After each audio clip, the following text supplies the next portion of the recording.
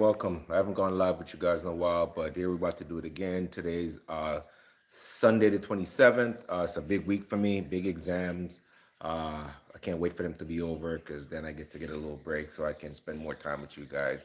So for the next coming month or so, I will be doing a lot of lives, a lot more videos, working on my YouTube channel, creating more videos actually where I actually sit down and talk for a shorter period of time, but with more intact information. We're going to talk politics. We're going to talk sports. We're going to talk track and field. And this is my channel, so we talk about everything. I'm mostly a 2A channel, but I talk about everything. The channel is gonna be moving forward pretty quickly in the next coming weeks. I have a little bit of time away from medical school, so it's time to put a little bit of time into the channel. Just getting a small break from school. Been going hard for a while now, and we coming up on like our summer break, so to speak. So we about to get into this channel a little bit more, make a lot more videos relating to firearms, because I don't know if you guys know, we are a mostly firearm channel. I'm mostly a 2A channel that, I also dab in a little bit of politics. But I appreciate everyone joining the live right now. I know today's Sunday. I have some studying to do, so while we're watching this, I'm gonna actually be doing some studying. So I'll be seeing the people in the comments, and a lot of times when I do these videos, I really don't say too much in the comment. I feel like the host should kind of like stay out of it a little bit, especially if you're doing a live, unless I'm doing a Q&A where I want to have people come in and ask me questions, then that's a whole different ball game. Pardon me, guys. But definitely in the coming weeks, we're going to be doing some stuff. I want to take the time out to thank God, my Lord and Savior. Thank Jesus Christ, my Lord and Savior, for always being there for me, for dying on Calvary's cross for my sin, and for the Holy Spirit to constantly walk with me, guide me, and show me the way to go. I pray that the Holy Spirit will cover our country, cover everyone in our country, protect our president, protect all the people that are watching, protect all Americans and people across the world. And with that said, guys, we're just going to go straight into the live. We're going to watch a couple of them while I'm doing some studying. I'm here. But the comments, you guys can go wild. For the one person in the live right now, for the two people in the live right now, you guys, I don't know if you guys know, but this live normally go pretty bonkers certain times. Sometimes on Sundays a little slow. So I think it's like my first time doing a Sunday live, so I don't know what it's like. But I know during the week and the evening is normally when I do my live. I don't have a specific date, but most definitely on Tuesday, Wednesdays, I do a commentary before I go live to watch these videos, and then it's just random days from after that. But I constantly do lives. I like to see how you guys go back and forth in the comment section.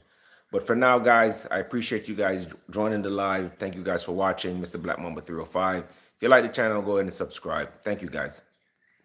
It's a lot of income coming in for both groups, but I was surprised to see the kind of numbers. They're very big, and they're going to get bigger under what we're doing and what we're proposing. And I just want to thank you for being with us. It's a great honor. You and your representatives. It's really a great honor. We have a big announcement. AstraZeneca, the big drug company, is going to spend $50 billion. Bring them all to the United States, my president. Let's make America great again. Various places all Facts. over the country, big Facts, facts, facts. pharmaceutical plants all over the country, so that's an honor. And he said they did that because of the election and because of the fact that the tariffs are placed. So they're building their facilities in New York. 50 billion, that's a big investment. And it's going to be a very good investment, I have no doubt about it. So thank you to AstraZeneca. And with that, I'd like to have you say a few words, please. Thank you very much, Mr. President. Of course, we're all very happy to be here to once again reaffirm the very strong ties between the Philippines and the United States, ties that go back over 100 years. And considering the context in which we live these days, especially in my part of the world, this has evolved into as important a relationship as is possible to have. We must remember that the United States is our only treaty partner in the Philippines, and that has stood us in good stead over the years,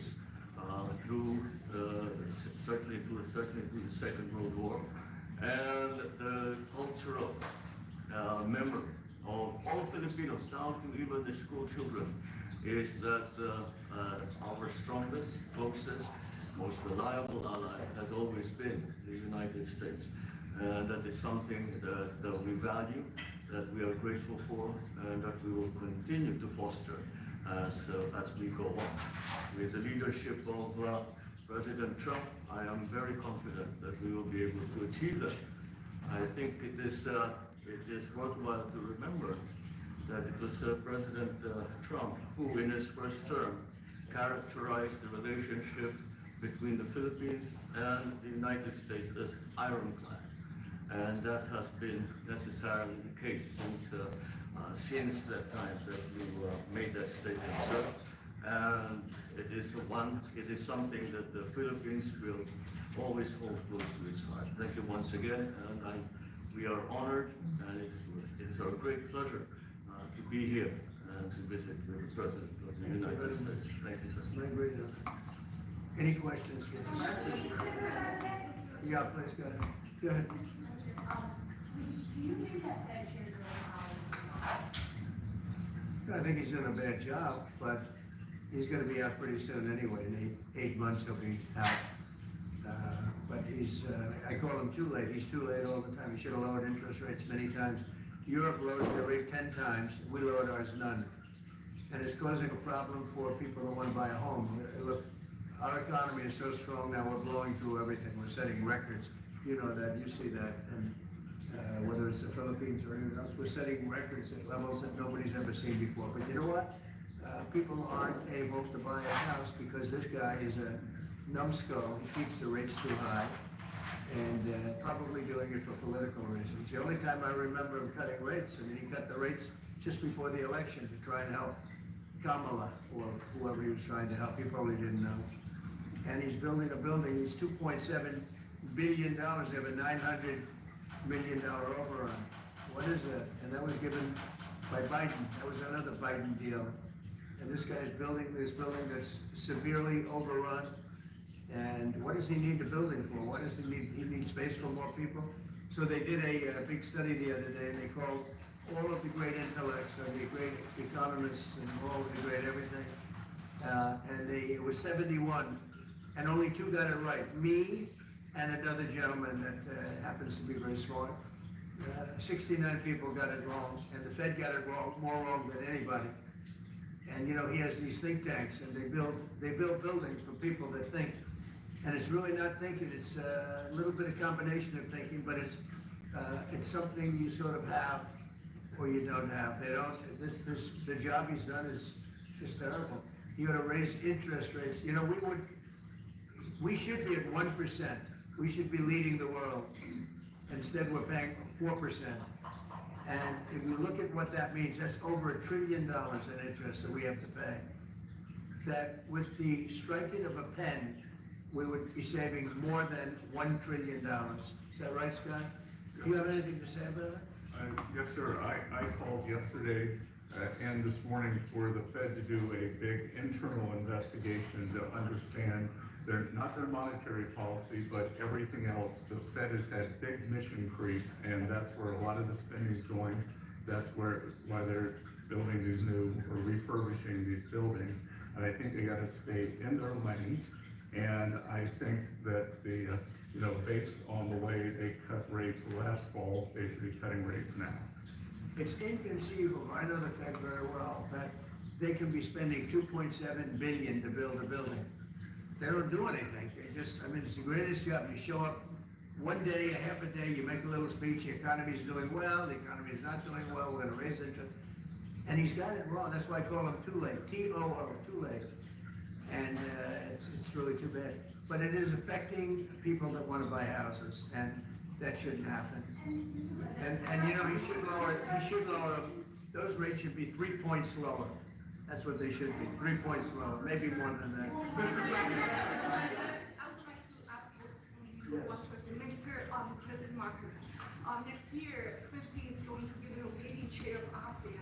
I wonder how do you plan to balance the relationship between the United States and China?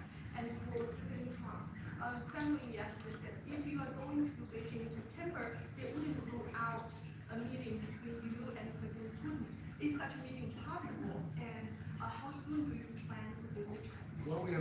meeting if possible. President Xi has invited me to China, and we'll probably be doing that in the not too distant future, a little bit out, but not too distant. And I've been invited by a lot of people, and we'll make those decisions pretty soon. Please. Well, as you well, as you say, we are chairing ASEAN for into 2026. There is no need, in a sense, to balance, as you characterize it, to balance our relationship between the United States and China, simply because our foreign policy is an independent one, and we are essentially concerned with the defense of our territory and the exercise of our sovereign rights. Now, whether we do this not alone, we need to do this with our partner. And again, our strongest partner has always been the United States. But of course, we are trying to form coalitions and multilateral relations so that those like-minded nations who share the same values as we do, who hew to international law, more specifically the UNCLOS, present that position very clearly to anyone who has intentions of unilaterally changing the world order, and that is how we are guided in that. And I don't mind if he gets along with China, because we're getting along with China very well. We have a very good relationship. In fact, the magnets, which is a little complex piece of material, but the magnets are coming out, very well. They're sending them in record numbers.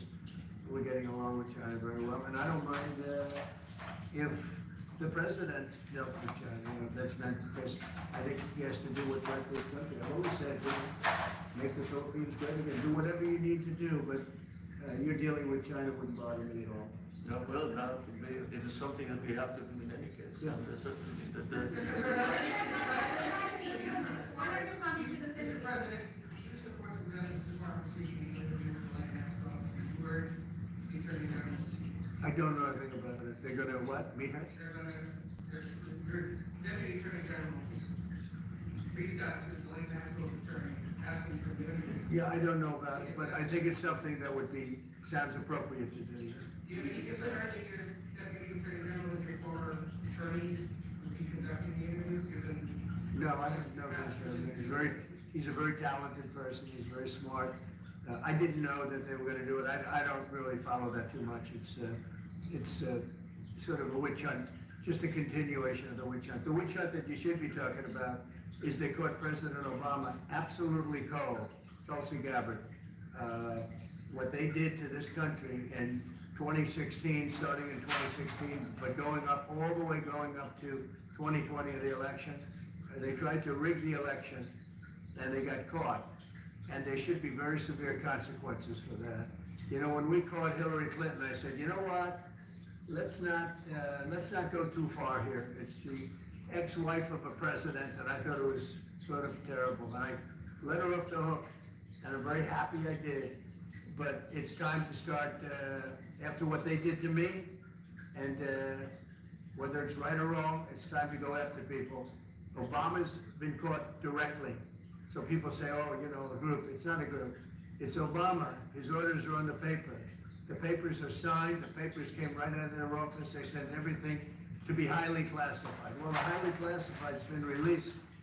And what they did in 2016 and in 2020 is very criminal. It's criminal at the highest level.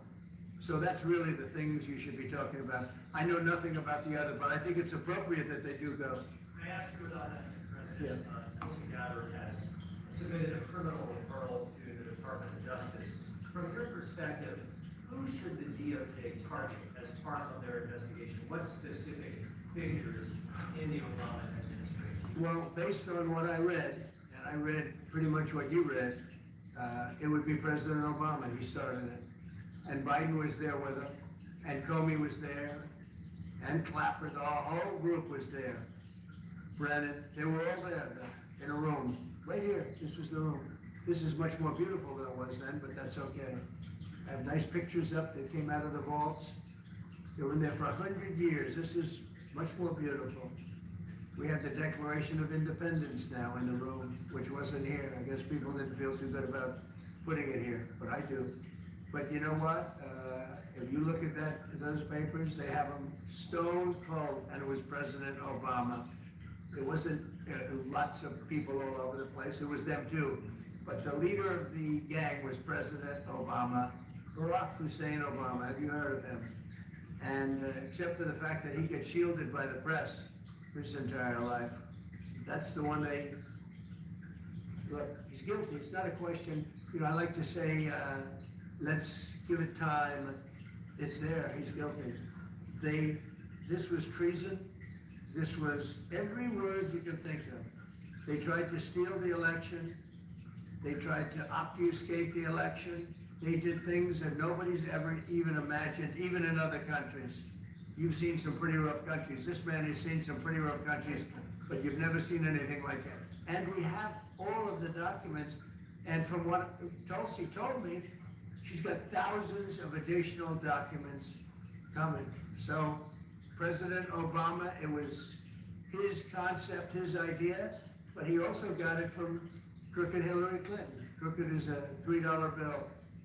Hillary Clinton. Construction pricing at Kendall Hyundai. You could save thousands. Our new Hyundai inventory is priced to move. Construction pricing at Kendall Hyundai.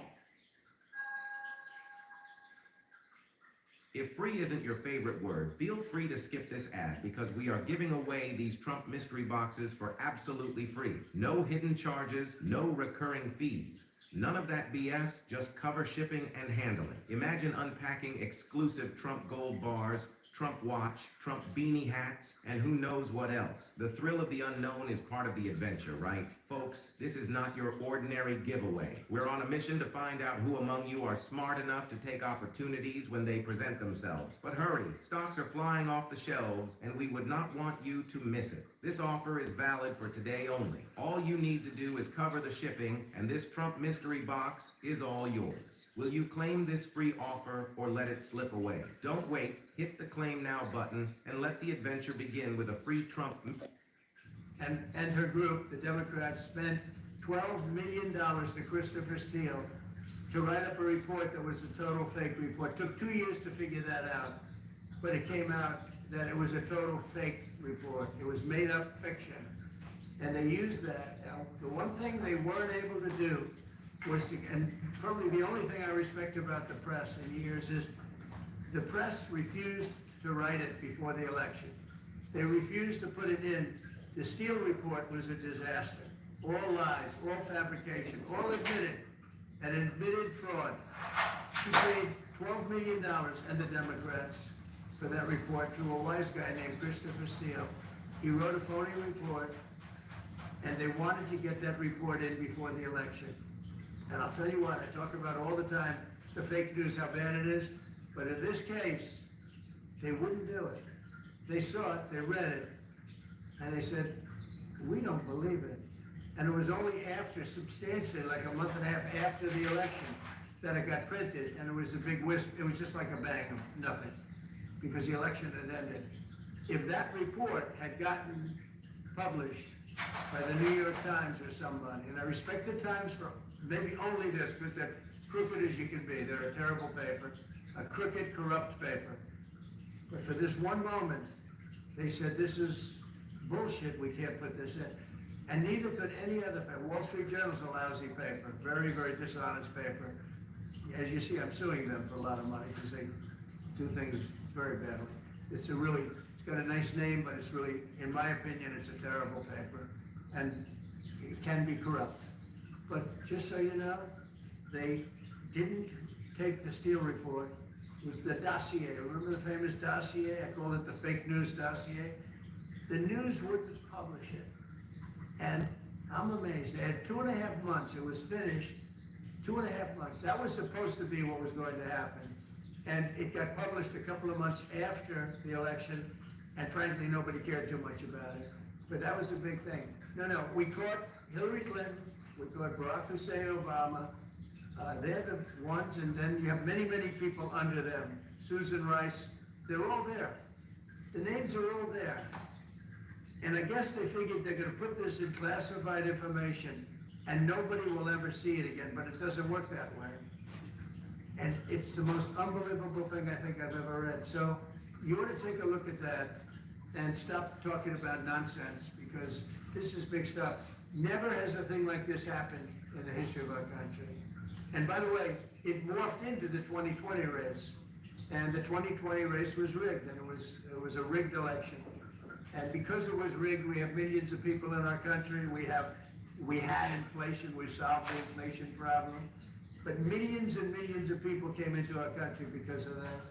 And people that shouldn't have been, people from gangs and from jails and from mental institutions, people that we don't want in our country, and people that we're getting out, dangerous people. 11,888 murderers, many of them 50%, more than 50%, murdered more than one person. I hate to say this with such a distinguished guest, but you know, they asked me a question. I got to answer the question.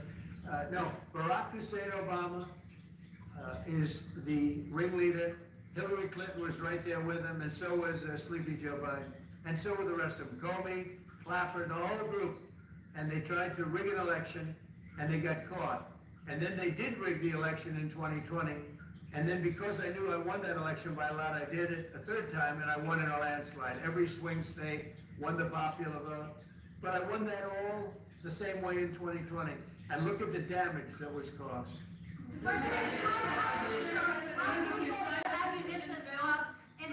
How crucial is the ammunition hub that the U.S. plans to build in Subic and the Luzon corridor, considering that these will be built in areas that hosts strategic ports as well as military air bases?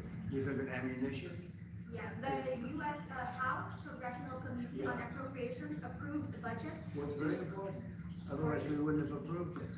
Yeah, it's very important. Otherwise, we need ammunition. We're going to end up in a few months, we'll have more ammunition than any country has ever had.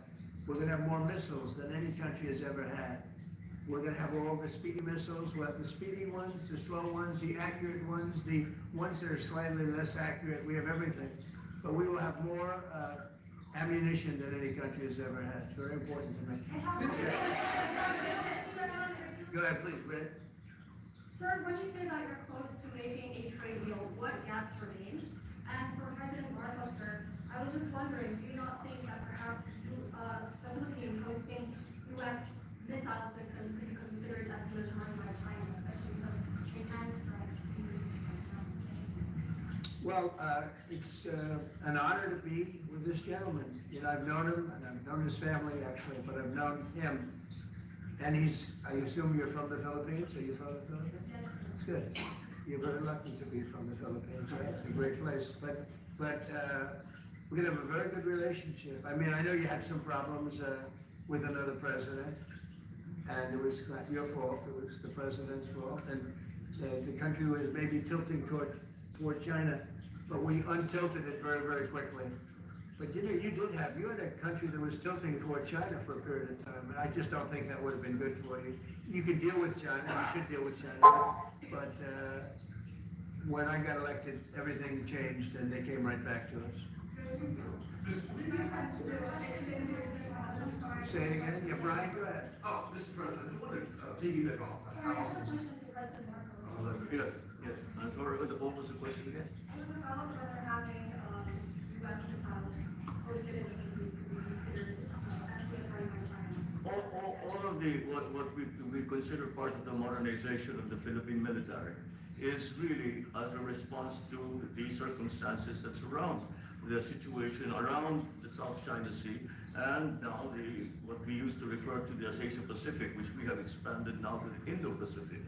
And if we would certainly, like in any kind of military spending, we would wish that it wasn't necessary, but it is. And so that is what we are doing. And as an adjunct to the question about the ammunition production, this is actually, the United States is assisting the Philippines in what we call our self-reliance defense program, which is to allow us to be self-reliant and to be able to stand our own 2 feet, whatever the circumstances that occur in the future. And that And the reason that we have encouraged more interaction with the United States is because it is, again, it is necessary. And it is not just with the United States. It is with all our neighboring countries and even countries as far afield as the Scandinavian countries, the EU. And so this is an ongoing process. And again, I will stress the point that we do this because we feel it is necessary. And don't forget, just as tantamount to what you're asking, the Philippines were loaded up with ISIS and a lot of terrorists, and they were at a very, very dangerous point. And during my administration, we went in and we wiped them out, working with the Philippines, but we wiped them out. But if we didn't get in, I don't know what would have happened. I don't know who would be your president right now. But we spent a lot of time and a lot of talent on going into the Philippines and wiping out terrorists. They had a tremendous problem during my administration.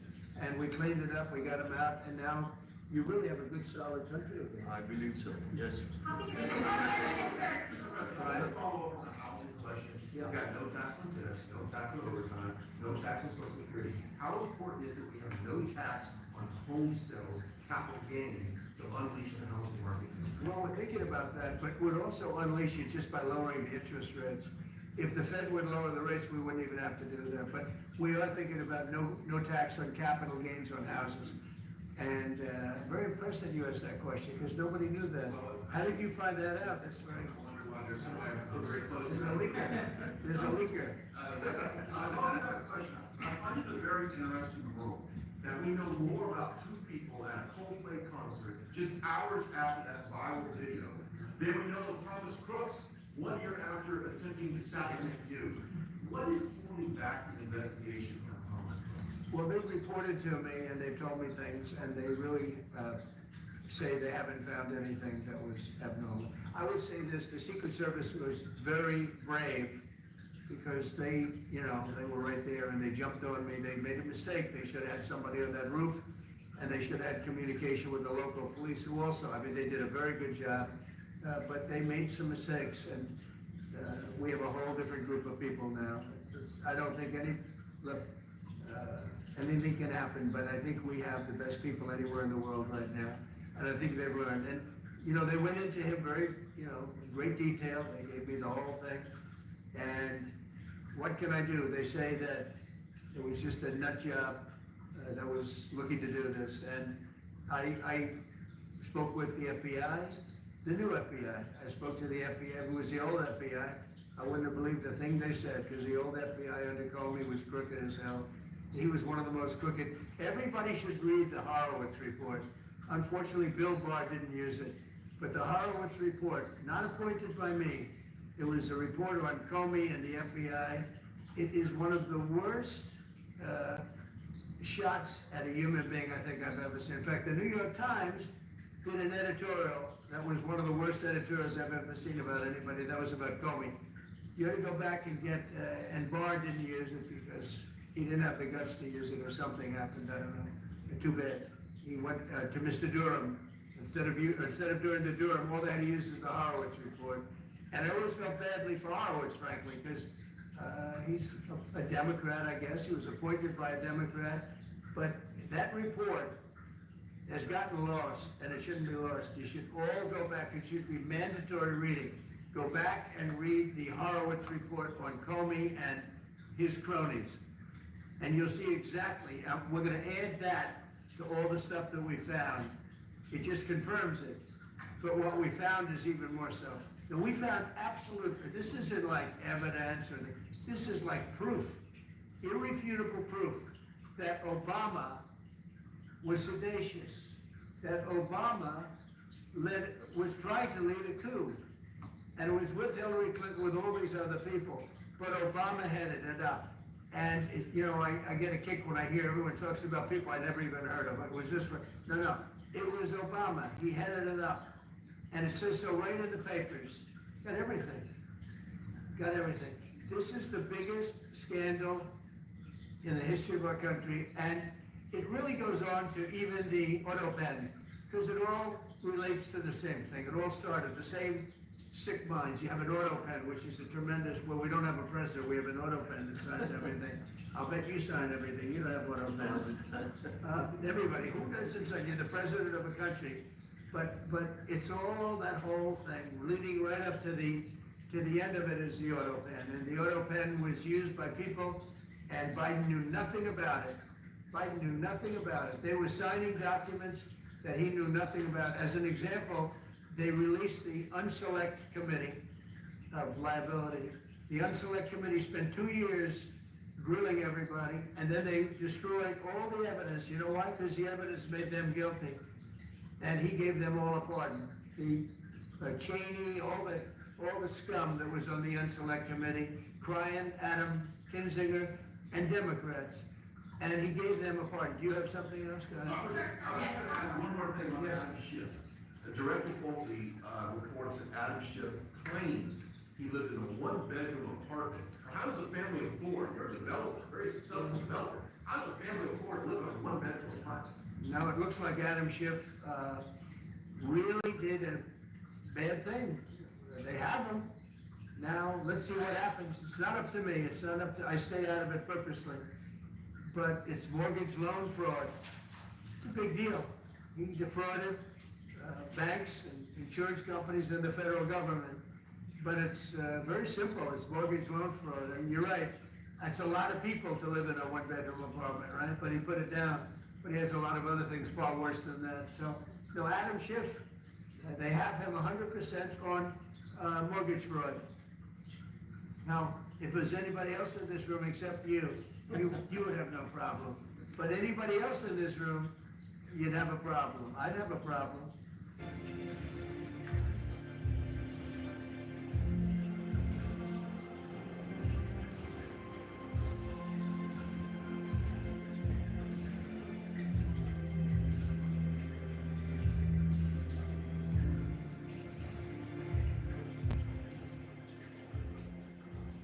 Ladies and gentlemen, the 45th and 47th President of the United States, Donald J. Trump.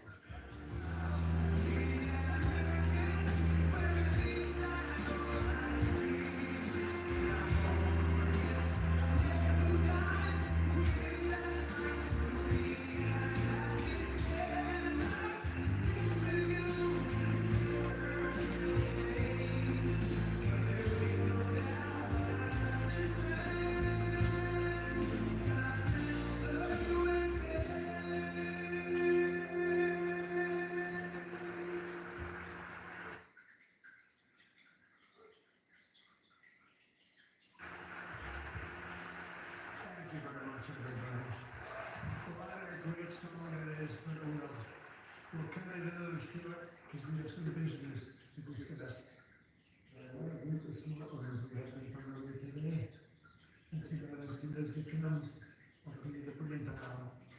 Together is powerful, the brilliant power.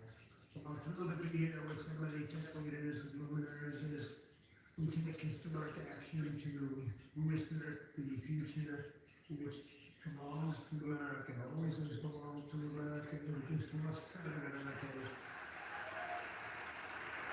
And I just want to start by saying that we just concluded big trade deal with Japan, and I know some of the countries in addition, as you know, around the Japan deal, because the euro is just not it's just not, it was necessary, it's not even worse, it's bringing it into full stock, it's not even worse, and people are not even worse, it's fuel, I understand. But I don't know, 100 million, that's not, that's not, even there's this value bonus, we got a $550 billion value bonus for the country. And we had the tariff, 25%, as you know, we had a tariff at 25%. And this was, these great people that we negotiated with, but we agreed to reduce it to 15 based on the fact that Japan has agreed for the first time ever to open up its country to trade. So that all of our American businesses and business geniuses, including many in this room, can come out and do business openly and freely Japan, very rich and prosperous and profitable and wonderful country, frankly. And we will pay a zero tariff as we do business in Japan. So we're paying zero, they pay 50, and we're getting $550 million, and to be exact, it's 90% of the net that we can provide a lot of it. And it's really been, and they're very happy in their stock market went up, and our stock market went up, and it's supposed to be that we don't have any kind of roadmap. And it was like, Let this soft mineral melt under your tongue to improve vision so you can say goodbye to your optometrist for good. Did you know there is a natural way to enhance your eyesight that only around 3% of the population even knows exists? At the Global Institute of Vision Studies, scientists have developed a unique tart liquid that can improve eye health and reclaim vision if you do it each night. Wondering how this is possible? This solution contains micro-restorative compounds that penetrate deeply into your eye's tissues, reaching areas not possible before now. This method is more effective than any existing treatments, which means you can forget about those visits to your optometrist, as you can do this easily at home. What's truly remarkable is it only takes a moment to apply, and then it gets to work, reversing years of vision decline within days. So, if you've been dealing with blurry vision, cataracts, macular degeneration, glaucoma, or any other eye-related problems, this breakthrough could be a game changer. I strongly recommend you to take a moment, tap the link below, and watch a brief, entirely free video that will explain how you can start using this method today. It has already proven successful for over 110,000 individuals, so it stands to reason that it could work for you too. Even if you've been battling declining eyesight and poor vision for 5, 10, even 20 years, imagine this. No more struggling with blurry vision, no more eye strain, and best of all, no more visits to an optometrist. The giants in the vision care industry don't want you to find this video and learn about the fastest, most effective method for vision restoration on the planet. So tap the link below and watch the video while you still have the chance.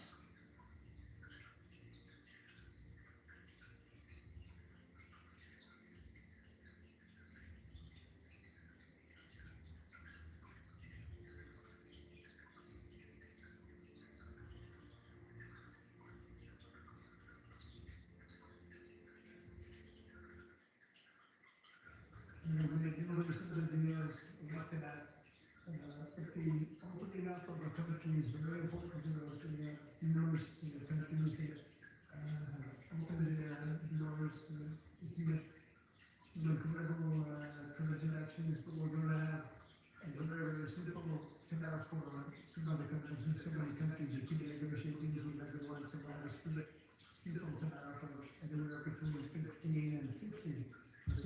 Only 50 because we haven't been getting along with those countries too well, so we just say let's go 50, and it's the way it is. But you remember, we get countries that were closed, always closed, and there's room that we remember any of them to be open, and we offered such a deal to the European Union, where we're in serious negotiations, and we agreed to open up the Union to American businesses, and then we'll continue on tariff. The tariff is very important to be open in the country, but it can be more competitive on businesses due to geography as opposed to the ones that Japanese.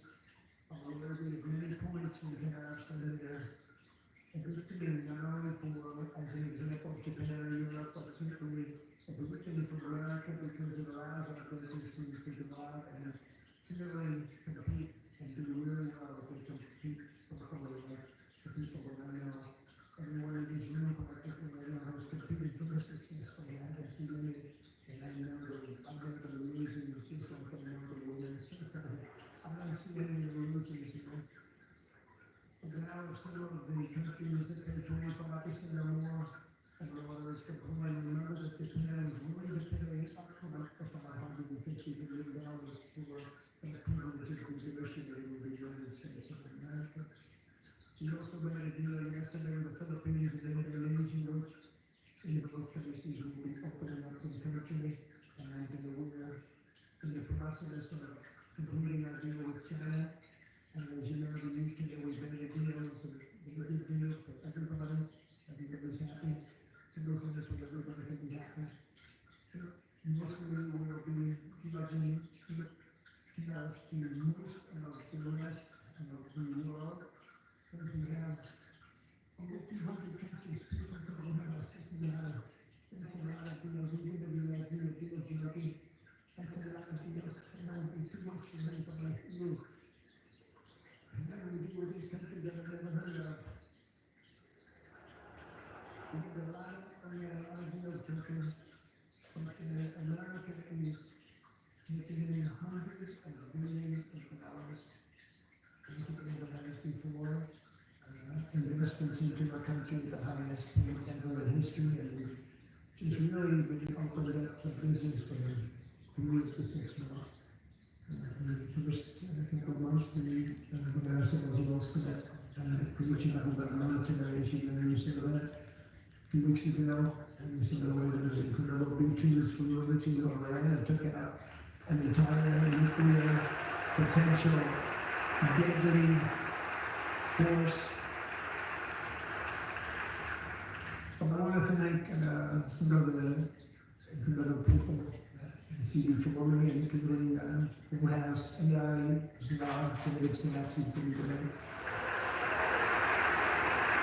For organizing this very important summit, and especially for putting it in DC, where it's in DC. I know it's easy for you, but it's a hell of a lot easier.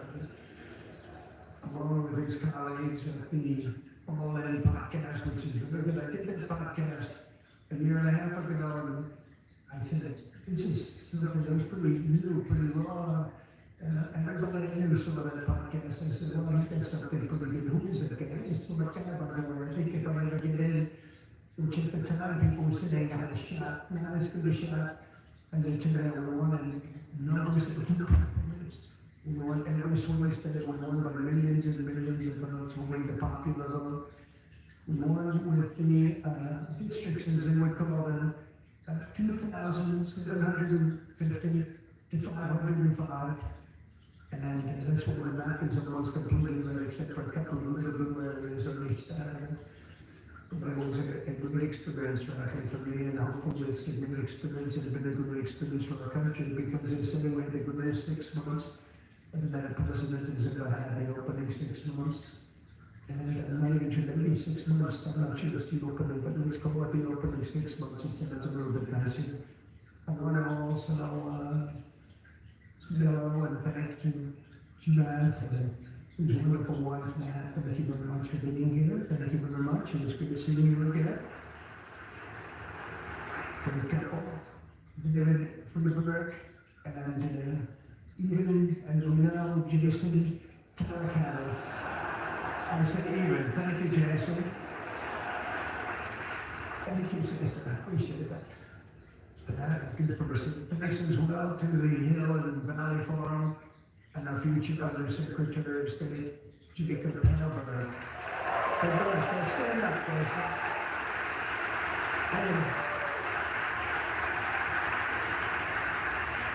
I met him a year and a half ago, and I was very impressed. I said, let's put him in, let's bring in all this full of people. And it has been unbelievable as he's doing. Along with secretaries, the other ones with the incredible. Thank you, Dave. Good job. He's producing low-cost energy. We're down to $64. I want to get it down a little bit further if we can. I don't know if the other companies are up there or not, but we want to have very inexpensive electricity so that you can power the plants, because you need more electricity than any human beings ever in the history of the world. When I heard what you really need, I said, you gotta be kidding. Double what we produce right now for everything. I just needed to explain that to me someday. Why I need so damn much? Could we do with a little bit less? My father always used to say, you go for that, but you guys are turning up the lights. I want to thank Howard for doing a terrific job. He was involved in the big deal that we just completed with Japan. Howard, wherever you are, Howard. Where is that? Hi, Howard. Good job you did. Appreciate it. It was an interesting negotiation. He's a tough guy, but he's a good negotiator. I will tell you, love their country and they do what's right for their country. I want to thank Chris Wright, if Chris is around, Chris is here, because he's helping with the tremendous energy success that we're having. We're having tremendous energy success. We're the biggest, we have more energy than anybody else in the world. Nobody knew that until I came along. But we have more energy than anybody else in the world. We're making incredible deals on energy, including deals in Alaska. It's that's the big one. And then we're making deals with various Asian countries that need it. And it's actually, how much you don't think of it, but Asia is very close to Alaska, relatively speaking. It's not the closest, but it is pretty much the closest when it comes to oil and gas and energy. And we're making some incredible deals. And I want to thank Chris Cruz's fantastic works in partnership with his gentleman who's the head of, you got the land and he's got the energy, right? But they formed a great partnership about, that's one of the greatest partnerships I've seen in a long time. They work hand in hand and they have a great job. The minister is, Kelly Lockwood, I think is here. Kelly, thank you very much. Hi, Kelly. Thank Kelly. And probably the most important man in the room, and you see it with more sincerity, more important than Doug and Chris and all that energy they produce. And he's a man that produces fast permits on the environmental impacts that it actually gets them done. I said, Lee, you have 1 week for nuclear, and then you have a couple of days for oil and gas, okay, for the approvals. And we keep it, but you know, he really is, he's not going to run fast, he's not going to like, a lot of guys have started your plants already, and you've already had your approvals. So where's Louis Elder? Is he here? He is so great. This guy, he is so good. That's why he has a slightly better seat than I gave to Doug, you see? He's doing a fantastic job in a lot of ways, but he's doing a great job, and he's getting fast for them. It's safe and good and everything else, but he's moving along. We're already getting some, and one of the most exciting things we'll talk about in a second is the fact that you can build your own electric producing plants when you build, rebuilding, and it could be, it's different things, including automobile factories, which are going up all over the place. You see the studies, and we're moving into a country because of the tariffs, because they don't want to pay the tariffs, they're moving into a country with a record speed. The ability to build your own electric plant, not having to rely on a 100-year plus old grid. And then you have electric capacity extra, you're going to sell it into the grid, you make some money, you sell it right back into the grid. Director of the Office of Science and Technology Policy, Michael Kretzios. Michael, thank you very much. Thank you, Michael. As well, we're supposed to be taking a vote right now. There's one Senator Ted Cruz and Senator Cruz here. Oh, look at my Senator, why aren't you voting? I think we lost David McCormick who's voting, so why aren't is David here? Because he's supposed to be voting, Ted, I don't know. And I tell you what, this man works hard. He works hard and he works good. And a very special thanks to some of the top industry leaders here, including somebody that's amazing. I said, look, we'll break this guy up just before I learned the facts of life. I said, we'll break him up. They said, that's very hard. I said, why? I said, what percentage of the market does he have? And I said, he has 100%. I said, what is he? What's his name? His name is Jason Wong, NVIDIA. I said, what the hell is NVIDIA? I've never heard of it before. He said, no one ever heard it. I figured we could go in and we could sort of break him up a little bit, give him a little competition. And I found out it's not easy in that business. And since supposing we put the greatest minds together, they work hand in hand for a couple of years. He said, no, it would take at least 10 years to catch him. If he ran NVIDIA totally incompetently from now on. So I said, all right, let's go on to the next one. And then I got to know Jensen, and now I see why. Jensen, we stand up. What a job. What a job you've done.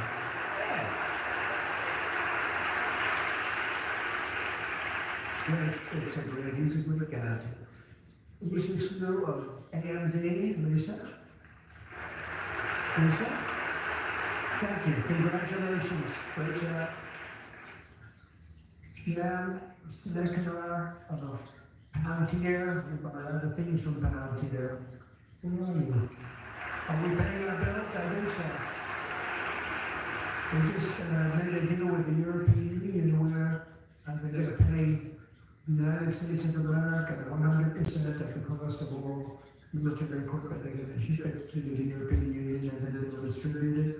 And much of it will go to Ukraine. It's a long time since you've heard those words.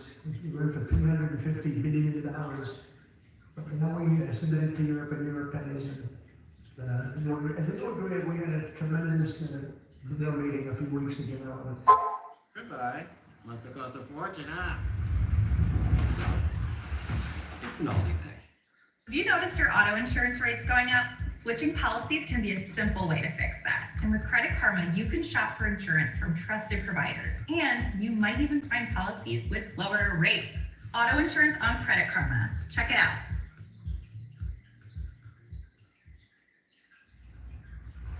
This summer, Pluto TV is exploding with free movies. Feel the power of thousands of films totally free. Pluto TV's Summer of Cinema. Stream now, pay never. It was pretty amazing actually what happened. We grew to go from 2% to 5%. And then the 2% what they didn't pay, and 5% what they already paid. I think the difference is trillions of dollars actually, trillions. They're going to spend that money in the United States with their defense companies, and we're going to send it to them and distribute it to the equipment that we send. So that's the way it should have been 3 years ago, frankly. And Jeff Becker, the other half of that incredible family, is he here? Is he here? He's a fantastic international intercontinental exchange, and he's been from around for a long time. The husband is Kimberly, who's really doing a good job. Really doing a good job. Small business, which is actually big business, and he ended up a lot of it. Probably the biggest connector is, and because small business is using that fantastic job for this thing. So they're really good. And we gathered this afternoon, we're still in the earliest days of one of the most important technological revolutions in the history of the world. Around the globe, everyone is talking about artificial intelligence. I find that too artificial. I can't stand it. I don't even like that name. No, I don't like anything that's artificial. So could we straighten that up, please? We should change the name. I actually mean that. I don't like the name artificial because it's not artificial. It's genius. It's pure genius. And its potential to transform every type of human endeavor and the domain of human knowledge from medicine to manufacturing to warfare and national defense. Whether we like it or not, we're certainly engaged in a fast-paced competition to build and define this groundbreaking technology that will determine so much about the future of civilization itself. Because of the genius and creativity of Silicon Valley, and it is incredible genius. Without question, the most brilliant person in the America. America is the country that started the AI race, and as President of the United States, I'm here today to declare that America is going to work hard and we're going to win it.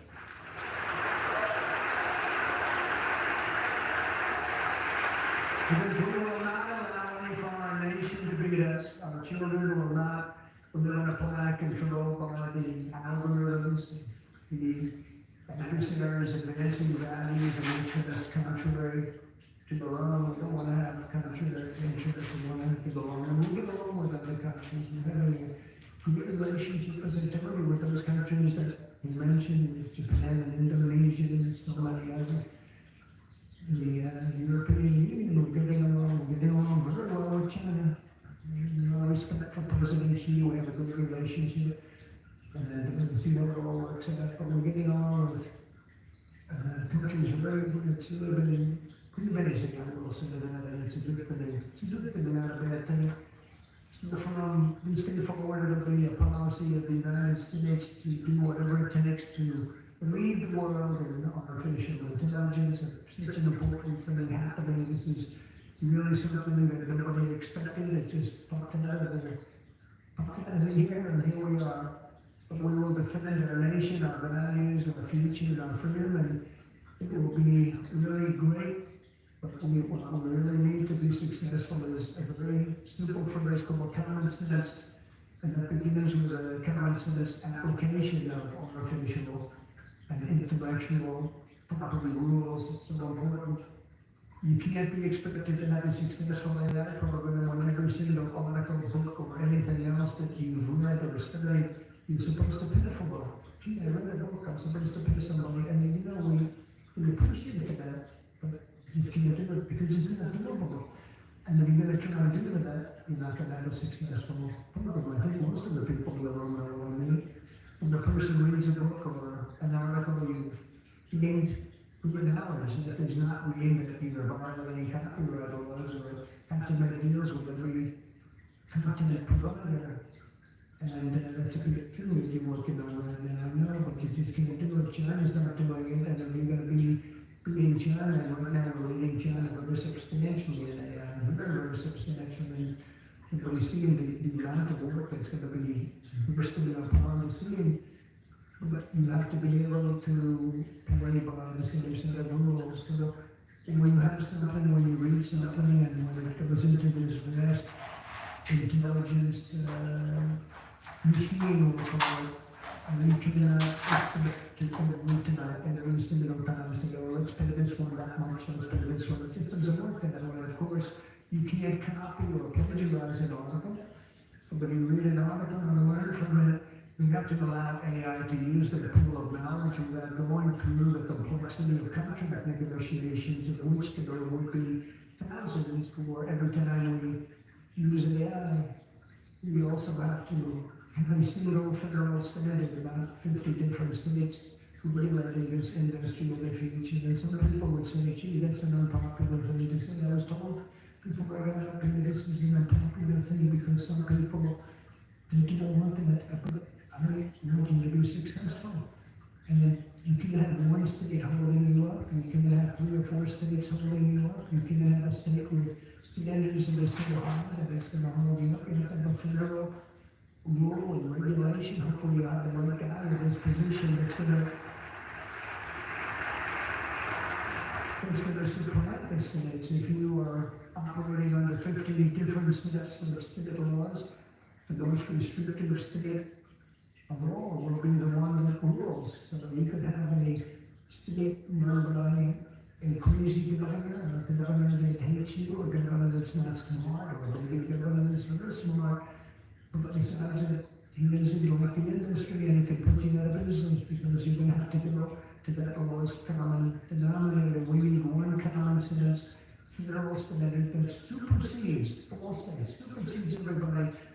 So you don't end up in litigation with 43 states at one time. You gotta go litigation free. It's the only way. We also have to watch Europe, Asia, and all foreign countries so that they don't make rules and regulations that likewise make it impossible for you to do business, and we would have to make everything and cater to them, because again, you'd have to cater to the toughest country or to the toughest state. To do that, ruin it. I just terminated all of the, as an example, California car emissions rules, which was a disaster cost them, it cost them just billions of dollars as an industry, but thousands of dollars per car. The emission rule standard, because they were making the production of an automobile almost impossible at a tremendously high cost, much more expensive than it should cost for very gain for actually, in my opinion, negative gain. The automobile was worse.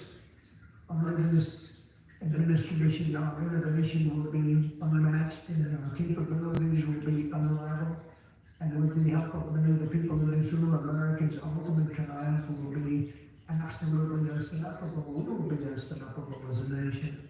Again, we're way ahead and we want to stay that way. We can't let individual small units stop it, because it's the only thing that can stop it and can really mess it up. As with any such breakthrough, this technology brings the potential for bad as well as for good, for peril as well as for progress. But the directing power of AI is it's not going to be a reason for retreat from this new frontier. On the contrary, it is the more reason that we must ensure it is pioneered first and the best. We have to have the best, the first pioneer. We are the best and the first pioneers, and we're going to be really putting a nation that we love, America, we're going to be putting it first. I have an expression, America first, make America great again. A lot of great expressions, but they're also true. Make America great again. We're going to make this industry absolutely the top, because right now it's beautiful. Maybe it's born. We have to feel that baby and let that baby thrive. We can't stop it. We can't stop it with politics. We can't stop it with foolish rules and even stupid rules. And at the same time, we want to have rules. It doesn't have to be smart. It has to be brilliant. It has to be more brilliant than even the technology itself. Sure, there will be challenges along the path ahead, but together we will meet them and transcend them all. We are Americans, and we are Americans first. I look at all the people right now that don't happen to be from here, but I wish you a luck anyway. Looking at three people that are not Americans, but good people. Please treat them nicely.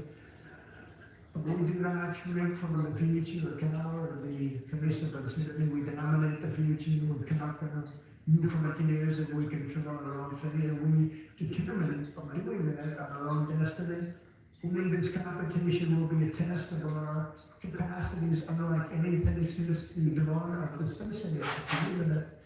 It's hard to believe as the president, the amount of enthusiasm for this one industry. I mean, I can talk about cars when we're doing incrementally where we're car companies moving in all the time, but I talk about other industries.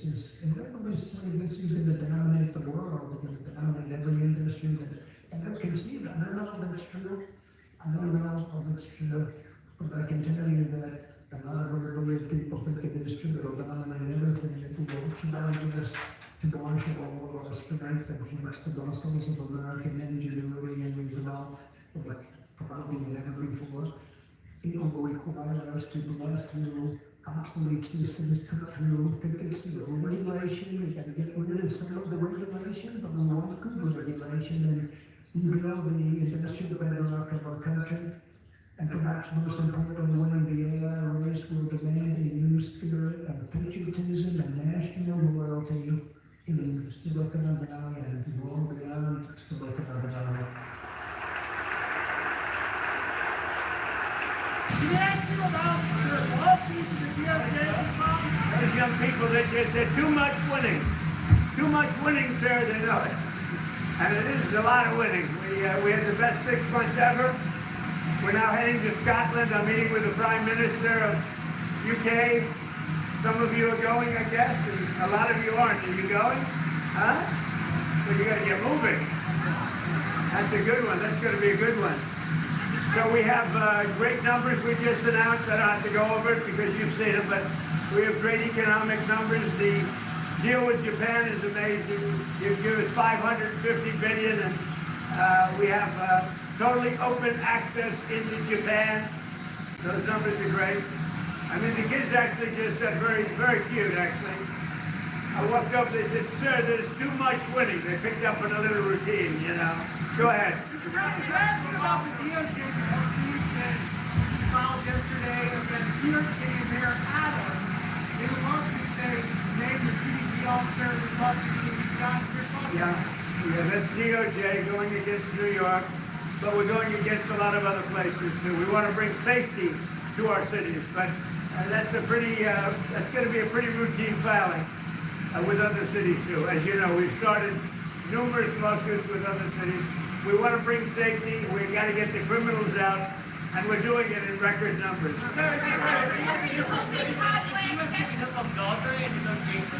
Yeah, Gaza, they pulled out of Gaza. They pulled out in terms of negotiating. It was too bad. Hamas didn't really want to make a deal. I think they want to die, and it's very, very bad. And it got to be to a point where you're gonna have to finish the job. They really, they asked the things. Don't forget, we got a lot of hostages out. So now we're down to the final hostages, and they know what happens after you get the final hostages. And basically because of that, they really didn't want to make a deal. I saw that. So they pulled out, and they're going to have to fight, and they're going to have to clean it up. You're going to have to get rid of it.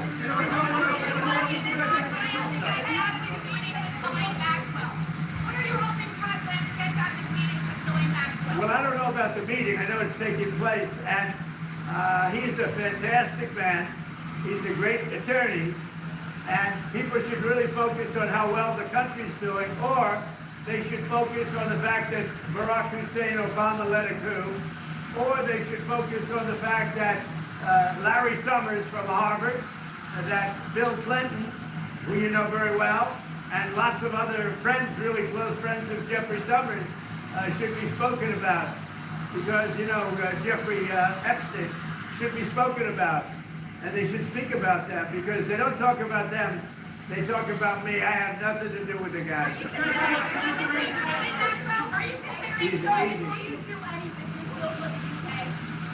Yeah, I'm going to meet with the Prime Minister right now. We're going to be over there in about 6 hours. We're meeting with the Prime Minister tonight. We're going to be talking about the trade deal that we made, and maybe even improve it.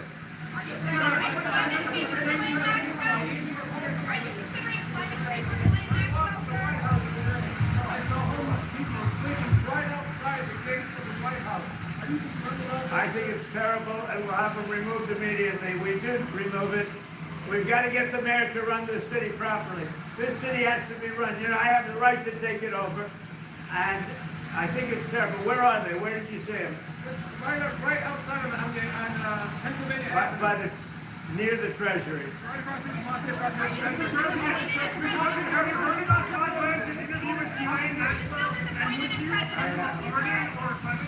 Well, I don't want to talk about that. What I do want to say is that Todd is a great attorney, but you ought to be speaking about Larry Summers. You ought to be speaking about some of his friends that are hedge fund guys. They're all over the place. You ought to be speaking about Bill Clinton, who went to the island 28 times. I never went to the island. I don't even know what they're talking about. Now, somebody could have written a letter and used my name, but that's happened a lot. All you have to do is take a look at the dossier, the fake dossier. Everything's fake with that administration. Everything's fake with the Democrats. Take a look at what they just found about the dossier.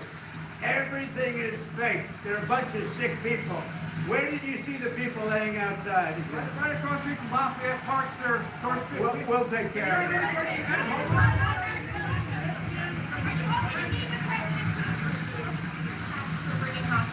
What are the alternative methods to bring hostages home? Well, we got a lot of them out, and it's I've always said those last 10 or 20 are going to be the toughest, because Hamas knows what happens when they don't have any bargaining chips. And they really broke a deal.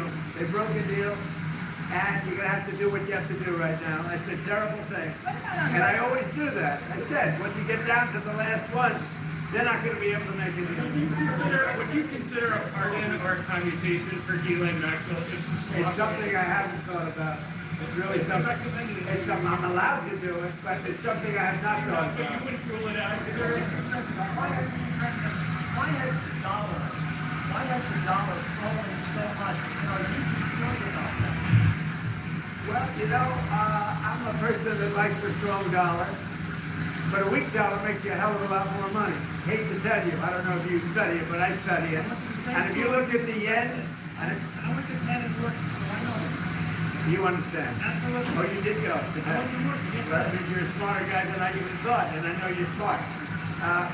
So, when we have a strong dollar, one thing happens, it sounds good. But you don't do any tourism, you can't sell tractors, you can't sell trucks, you can't sell anything. It is good for inflation. That's about it.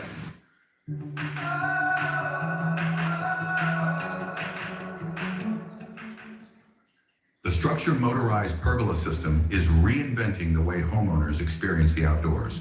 The most versatile, modern, useful outdoor patio space ever designed. It creates the perfect blend of sun, shade, and shelter at all times so you can still enjoy time outdoors, even if it rains, is windy, or the sun is out. With the structure motorized pergola, your family now enjoys quality time together in the fresh air, sun, and perfect amount of shade. See what Brian and Brooke have to say. What we've come to love most about our new pergola is the fact that it, improves our indoor-outdoor living. It allows us to spend, precious moments with our family outside in the beautiful California weather. And that was one of the biggest reasons why we wanted to put the pergola in, so. Since we've had it, we kind of bypass the living room and come straight out here for morning coffee, for bringing our laptop in throughout the day. One of the biggest things that when we were looking at the project was quality. And with the aluminum frame, we knew that the quality was going to be there and was going to last over time versus, a wood structure. So we were very excited about the aluminum. And we have no inflation. We've wiped out inflation. But it's an interesting question. So I will never say I like a low currency, but you remember the battles I had with the yuan, with China and with Japan, Japan being the yen.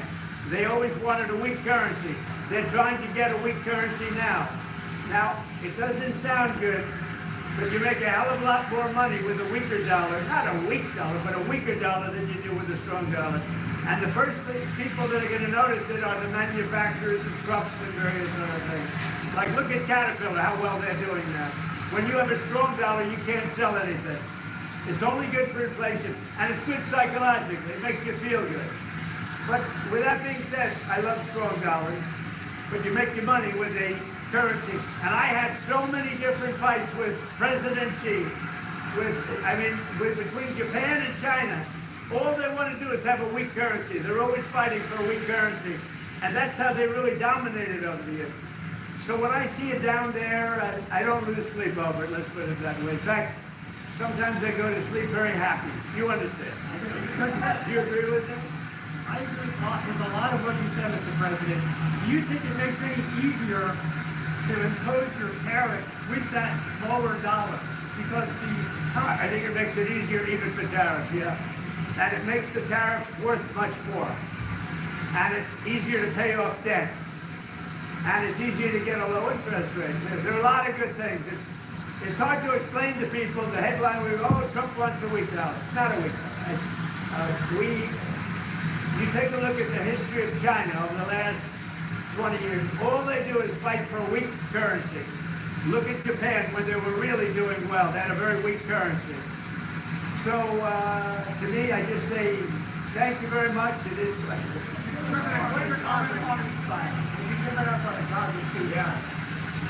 Well, the Gaza situation, and I said this was going to happen when you get down to your last 10 or 20. We got a lot of hostages out. We took them out in numbers that nobody believed, a lot of them.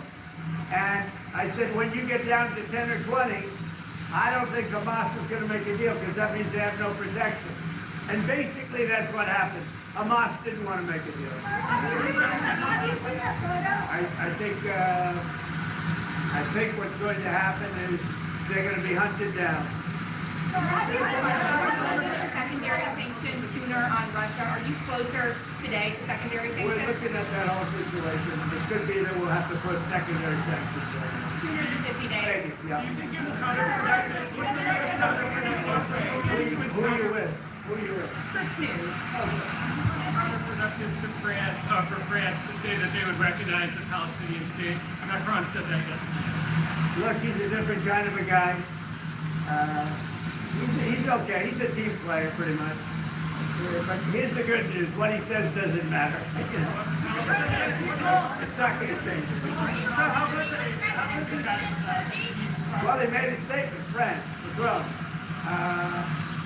The statement doesn't carry any weight. He's a very good guy. I like him, but that statement doesn't carry weight. How worthy for a trade deal with the EU? I would say that we have a 50-50 chance, maybe less than that, but a 50-50 chance of making a deal with the EU. And it'll be a deal where they have to buy down their tariffs, because they're right now at 30%. And they'll have to buy them down, maybe, or they could leave them the way they are. But they want to make a deal very badly. I would have said we have a 25% chance with Japan. And they kept coming back and we made a deal, and the deal is, don't forget, Japan's putting up $550 billion. It's a lot of money. And also paying tariffs. The biggest part of the Japan deal, and maybe we get this with the EU, maybe we don't, is that we have the right to go in and trade. we have the right, they've totally opened Japan just to the U.S. That's, to me, the biggest part of the deal. Well, let us hire me. You said repeatedly you would like to see further nuclear arms reductions between the United States and Russia. But the nuclear treaty is expiring in about 6 months, and it cannot be legally standard. That's a problem. That's a problem for the world. It's a problem for the world. You know, we have restrictions, and they have restrictions, as you know, on nuclear. That's not an agreement you want expiring. We're starting to work on that. But that is a big problem for the world. When you take off nuclear restrictions, that's a big problem.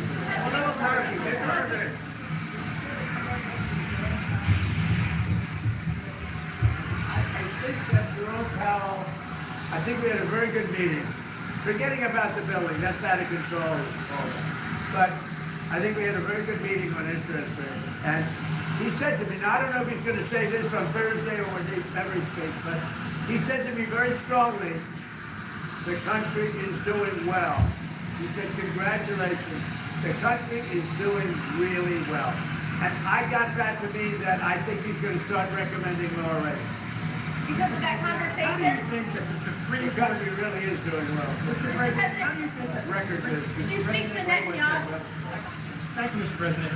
How do you think that the Supreme Court's ruling that benefited you on presidential immunity would apply to former President Barack Obama and what you're accusing him of doing? It probably helps him a lot. Probably helps him a lot, the immunity ruling. But it doesn't help the people around him at all. But it probably helps him a lot.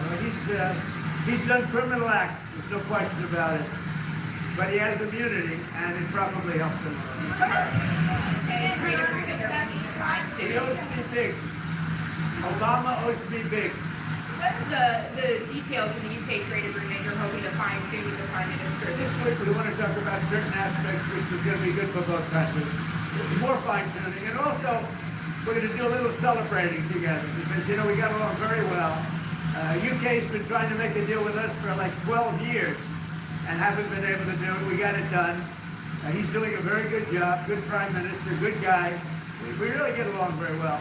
So we're going to meet at Turnberry and we're going to meet at Aberdeen. So two beautiful places.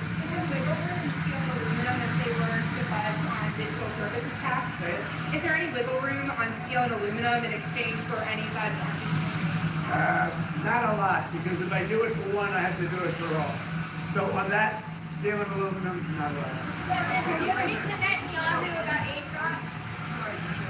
Did you speak to Netanyahu about allowing aid drops in Gaza from Arab countries? Oh, yeah, I speak to him, but I can't tell you what I spoke to him about. But it was sort of disappointing, although I told you. I mean, I told you, when you get down to those last 20 hostages, you get down to that last 10 or 20, it's going to be very hard for Hamas to make a deal because they lose their shield, they lose their cover. We got a lot of them out, a lot of them. We took a lot of bodies out too. You know, so many of the parents said, please get my son's body back. And we're able to do that. We got a lot of people out, live and people that are not alive. But it was very important to the parents to get their son back, even though they knew their son was dead. The Open Championship back in Turnberry. I think they will do that. Turnberry is rated the #1 course in the world. I think they'll do that. Yeah. No, I'm not going to. It's not about that. I'm going to see it for the first time in years. You were there the last time we went. That's pretty good, right? No, it's the best resort in the world, I think, at Turnberry, and it's one of the greatest courses in the world. We're going to see it. We're going to have, I believe, dinner at Turnberry with the Prime Minister. Then we're going to go to the oil capital of Europe, which is Aberdeen, and we're going to have lunches there. We're going to have a good time. I think the Prime Minister and I get along very well. You're going to see the Scottish leader, too, right? I am. What's that about? Well, we have a lot of things in Scotland. I have a lot of love. My brother was born in Scotland, and he's a good man. The Scottish leader is a good man, so I look forward to meeting him. That's all set up, right? Marathon is exactly 1 week from today, August the 1st. What do you expect between now and next Friday as it relates to your deadline? When you say tariff, not tariff. Tariff. I think you said tariffs there. No, tariffs. Well, most of the deals are finished right now. They're finished because we're just going to charge a certain tariff. A lower tariff that I could get, I don't want to hurt countries, but we're going to send a letter out sometime during the week, and it's basically going to say you're going to pay 10%, you're going to pay 15%, you're going to pay maybe less, I don't know, but Australia was great. They opened up peace yesterday for the first time ever. And they did it, we didn't know about it. We asked them to do it, and all of a sudden we got a word that they wanted. So obviously they're looking to do something. But Australia. So August 1st is going to come, and we will have most of our deals finished, if not all. We haven't really had a lot of luck with Canada. I think Canada could be one where they'll just pay tariffs, not really a negotiation. We're working very diligently with Europe, the EU, which covers a lot of Turks, a lot of countries, and that's the big one right now. We have the confines of the deal with China. We haven't really, we don't have a deal with Canada. We haven't been focused on it. When you send out those letters, you believe that will bring some certainty to the financial markets? Because then they will No, when those letters go out, they're a page and a half, that means they have a deal, it's done, they pay that tariff, and that is a contract essentially. And they can come into the country, they're going to pay a tariff. I'm going to keep it minimal, I'm going to keep it, I'm not looking to hurt countries. I could do that too, but I'm not looking to do that. But when that letter goes out, that's a deal. And we'll be sending maybe close to 200 of those letters out. Don't forget, we have a lot of countries. So we're going to be sending out almost 200 of those letters. But once those letters go out, there we have a deal. Now, we sent one to Japan, we sent one to EU, and they came back and negotiated a deal. I think EU has got a pretty good chance of making a deal. With all of that revenue coming in, Mr. President, A lot of money. Our country was a dead country. It was a dead country 1 year ago. Now we have the hottest country anywhere in the world. And don't you feel it?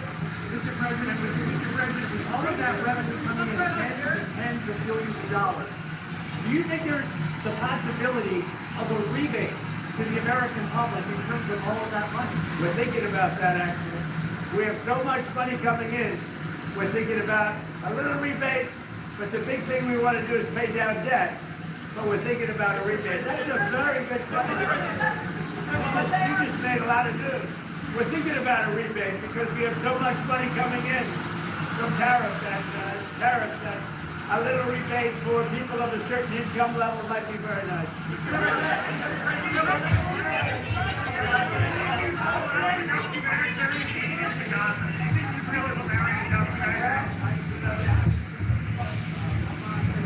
By a lot of people. People don't know this, and we didn't certainly get any acknowledgement or thank you, but we contributed $60 million to food and supplies and everything else. We hope the money gets there, because, that money gets taken, the food gets taken. We're going to do more, but we gave a lot of money. We gave a majority of the money, and the sad part is that no other country other than us gives anything. Will you spoken to Michael Walkley about running for that North Carolina? I have, yeah. Will he run, do you think? I think he will. Our teacher shortages, sir. What can we do to get From North Carolina? My father lives there. He'll be a good candidate. What can we do to bring more teachers, more educators into the classrooms to alleviate the teacher shortage across the country? We're doing that, and we're doing it strongly. What we're doing is moving education back to the states. The states will run education. When they do it, you're going to have the best education in the world.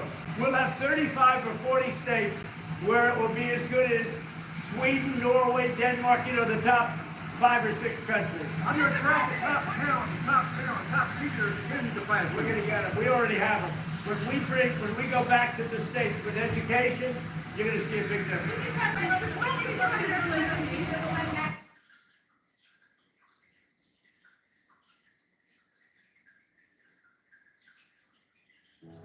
As a professional mechanic, your tools are essential for your living. Icon tools complete every repair without giving an inch. With broad selection, and industry-leading warranty. You can count on Icon. You can count on great value. With over 1,500 stores and interest-free credit on qualifying purchases. Why pay tool truck prices? Go with Icon Tools. Tool truck quality, unbeatable value, only at Harbor Freight. I make some good summer barbecue, but I can't match these two hearty barbecue triple stacks from Firehouse Subs. Brisket smoked low and slow, stacked high with turkey and ham, and that slaw crunch, get out of here. Take it from a real firefighter. You gotta try these subs. We're going to do something a little different for this country. We're going to supply weapons to NATO at a large amount. They're going to deliver the weapons, and they're going to pay for 100% of the weapons. Really different. Really different. Hi, Jim. So we're really, that's a big thing. And we thought we had 4 deals, Howard, right, with Putin. Somehow they end and we get off the phone. Oh, that was a very nice conversation. And then he sends missiles at the building someplace. I said, what was that all about? So anyway, so we're going to be doing that with NATO, and it's fully approved, fully done. We'll send them a lot of weapons of all kinds, and they're going to deliver those weapons immediately to the site of the war, different sites of the war. And they're going to pay for 100% of them. This all was made possible by going from 2 to 5% a month ago when I went there. So,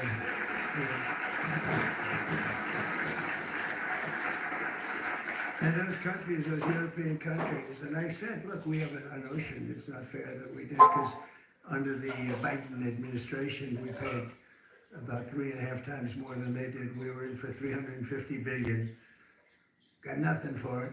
We were in for 350 and they were in for 100. So which really meant one thing, because you have great business leaders here. It meant very simply that they were better negotiators than our president was. But so this is a very important thing, and hopefully that will come to an end. At the end of 50 days, if we don't have a deal, then we're going to have to do. We have no choice but to do secondary tariffs. You call it secondary tariffs, which are pretty tough. Which we don't want to have to do, but let's see what happens. But we thought we had a deal. Numerous times I'd get home, I'd say, First Lady, I had the most wonderful talk with Vladimir. I think we're finished. And then I'll turn on the television, or she'll say to me one time, well, that's strange because they just bombed a nursing home. I said, what? So we don't like that. But I want to thank you all for being here, and welcome to the first ever White House Summit of Faith and Business Leaders. You're really some of the greatest business leaders in the country. When I looked at some of the names, I said, whoa, that's big stuff we have here today. In fact, before I was president, I would have been very intimidated, but now I'm president, so I don't have to be. But today we celebrate the core values that built this country: freedom, hard work, risk-taking, and above all, a trust in Almighty God. You're very much into God in this room, and that's very nice. You're business leaders who believe strongly. We have some business leaders that don't believe strongly, and somehow you and I don't like them as much.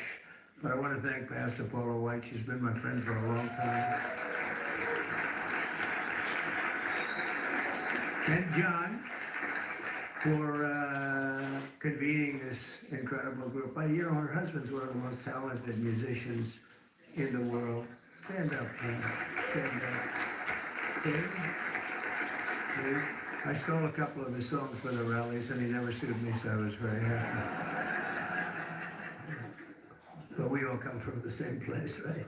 So it was great, and we appreciate it, John. Thanks as well to Treasury Secretary Scott Bassett, who's doing a fantastic job. He goes on television and he calms the market. I go on television, I rile the market, and I say, we better send him in there, Howard, right? And the market's become so calm and nice, so you're doing a good job, Scott. Thank you very much. You make any deals today? We got a lot of them, boy, I tell you, we have. But the best deal is just sending out the paper. You know, they keep saying, well, here's a made the deal. Well, we made a number of deals, but why isn't he doing this? Because the paper is better than any deal we can make. Do you understand? The people in this, Kevin, they asked you that question this morning. You were great. this morning, but they said, well, when is he gonna start making deals? The next time we could say just, no, every time he sends out a document that you have to pay 35%, 25%, or 50%, or in one case, 100%. Those deals, you can't beat those deals, but we're still willing to talk. And they all, literally every country wants to make a deal. We're in a good position. You would call it a position of strength. I don't talk that way because I'm a politician now, unfortunately. And I don't know what I'm talking about strength, or I just want to say we have to be treated fairly, because we were ripped off on trade and the military for, we protected other nations. Nobody paid us, nobody did anything for us, nobody helped us, and that's much different. NATO's a much different situation now. When I got in, I believe we were paying for 100% of NATO, and now they're paying, they went from 2%, but they were paying 1% to 5% that they're paying. It's a big difference. It's about $1 trillion difference, and they're wealthy, for the most part, wealthy countries. And some of them, they're among the most powerful, among the wealthiest countries in the world. So they're going to start paying, and they want to pay. And we had a great meeting about 1 month ago that set the stage for what happened here, but it's very important. So I want to thank Scott for being here. I want to thank Commerce Secretary Howard Lutnick. You are doing a good job. Am I right when I say I really don't want deals? I just want the paper to get sent? Right, it's true. I don't know if this is on television. It's always on television. SBA administrator and a great person, cabinet member, a friend of mine for a long time, Kelly Loeffler. Kelly, you're doing great. She's small business, right? She only does small business, but when you add it all up, it's the biggest bank in the world by a factor of about 10, right? She's doing a great job. And director of the White House Faith Office, Jenny Korn, who's also amazing. Thanks, Jenny. From the earliest days of our republic, the steady compass of faith has guided the strong hands of American workers, builders, and entrepreneurs like really no other. Our country was founded by pilgrims and believers, and every generation since, Americans of faith have built our communities and forged new industries and enriched our country by millions and millions of people and ways. John D. Rockefeller, J.C. Penney, Charles Goodyear, Truett Cathy, and frankly, we have people I could name right in this room sitting here that their names are every bit as big as that. They were inspired by their love of God, and now the proud tradition continues with all of you. And this group reminds us, as a nation that prays is a nation that prospers. And you see that, I think one of the reasons we went so bad is they really wanted to take God and religion out of your lives. And there was nobody to, look up to. There was just nobody. It was, we were freewheeling, and we can't freewheel. Now we have to bring religion back into the country, and we're starting to do that, I think, at a very high level, Paula, a very, very high level. You see churches are starting to fill up again.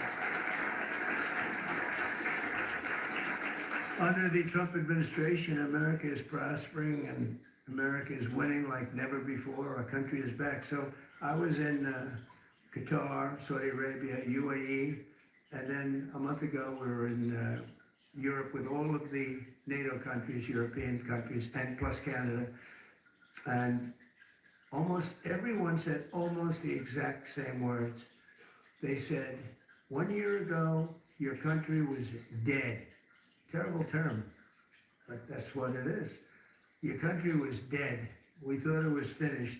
And now you've got the hottest country anywhere in the world. It's true. It's the hottest country. Did you see they found $25 billion of essentially profits last night? They said, where did it come from? It came from management, but it came from tariffs.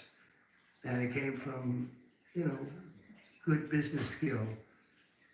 And I've always made money. Now I'm making it for you people.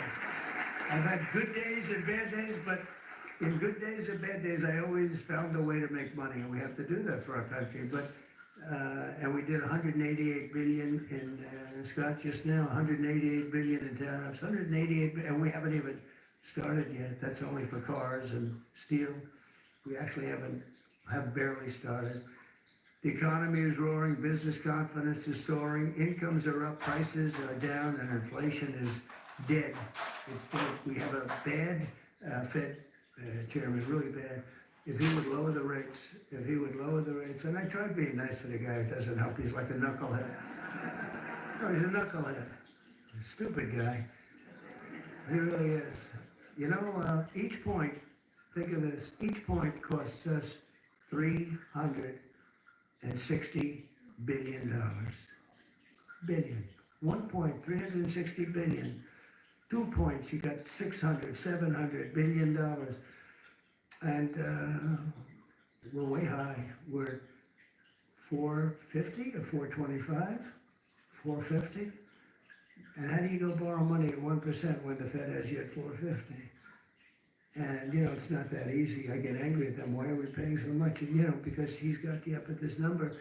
And we should always be the lowest. Now that we're doing great, we have no inflation. Think of it. Our stock market hit record highs. Everything's hitting a record high. We're really running good with no inflation. And we should be at 1%.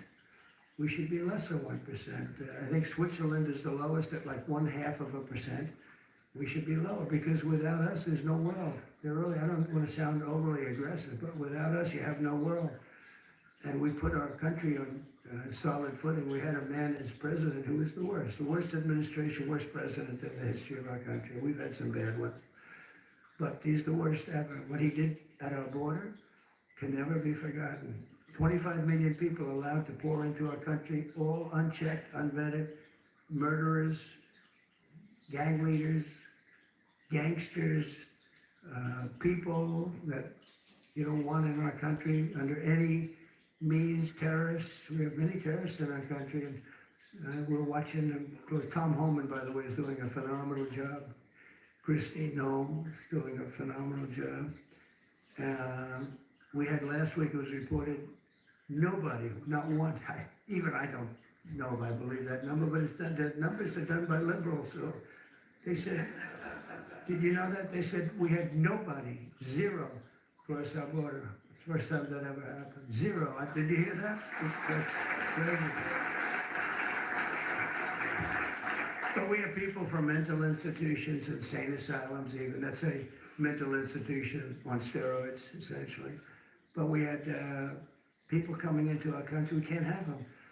And we have to get them out. But we can never forgive this administration, this past. And I'm okay with administrations. I mean, I can go through a Democrat administration and say, hey, look, they worked hard, they tried hard. But the things that they did to this country, we can never, ever forget it. From the rigged elections to the border, to the transgender for everybody, from men playing in women's sport. You ever take a look at some of these records? There was a long distance race, a marathon, where they had a great female runner, a number of them, but they had one in particular, and they had just an average male runner who had transitioned. He won the race at the end of the day by 5 hours and 14 minutes. They waited for 5 hours. The weightlifting records are better, though. The weightlifting records are better, you know, the way they took a record that hasn't been broken for 18 years. 18 years.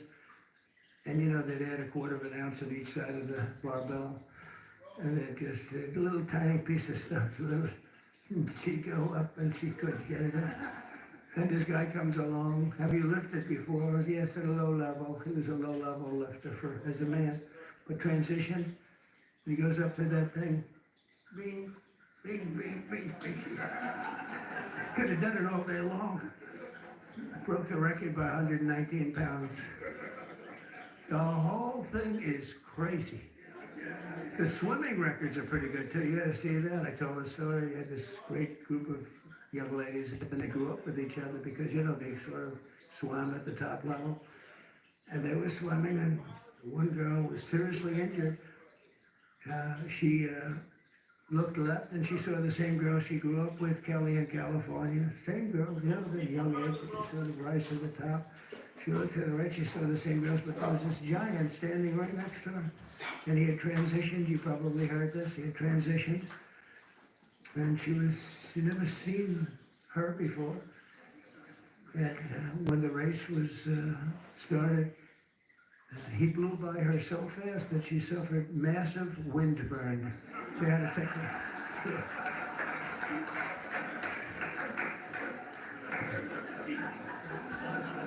And he got out of the race and he went and had a little lunch, and then he came back and watched the rest of the young ladies finish up. The whole thing is crazy, and it's so demeaning to women. It's so demeaning to women, but it is what it is. But what they did to this country, and we ended all of that, as you probably know. We ended the woke. The woke stuff is no longer in favor. But we're doing fantastically. Wages for blue-collar workers have surged by the most in over 60 years. Gas prices have reached the lowest level in 5 decades. Actually, we're going to see some really good numbers where, drill, baby, drill. I got to make sure that people can afford to produce the gas. But the gas has gotten to the lowest level in decades.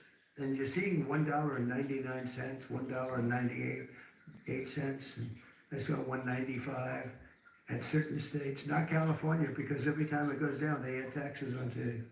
You're at $6, $7, they just add taxes. All they do is they keep adding taxes. Terrible governor, doesn't know what he's doing. He may be a candidate, but if you go by success, you can't have him be a candidate.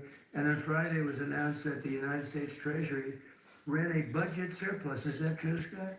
In June, for the first time in many, many decades. Wow. I didn't know that. That's a good one, too. We're going to have to put that in my repertoire, Scott. But the biggest victory of all came 10 days ago when I signed the one big, beautiful bill into law. All right? And just as I promised, we did something that was amazing. Everybody was against it. I wanted it.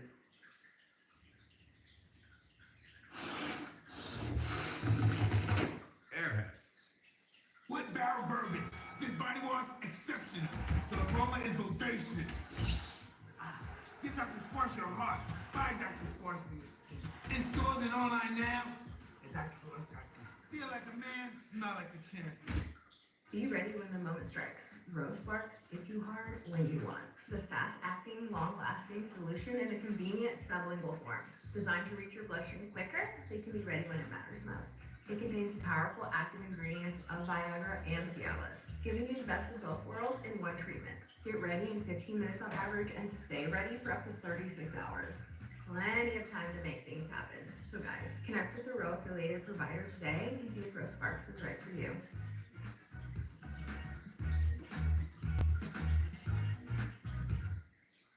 I know Scott and Howard like the idea of it too, but it was very risky because they've never done anything like it in terms of this. It's the biggest bill ever passed, of its kind ever passed, by far. And they were going to cut it into 2, 3, or even as many as 7 bills. And I said, the problem is that in the one big bill, everybody gets something. When you cut it into 7s, there are 4 or 5 of them, or 3 of them, right, Kevin, that you get nothing. All they're going to do is fight it. You'll never get them passed. And so we went with it. I was on a show called Deface the Nation. Have you heard of it? They're so bad. They're so bad. These people, they're so average. But I was on this show, Deface the Nation. Ladies and gentlemen, President Donald J. Trump on Deface the Nation.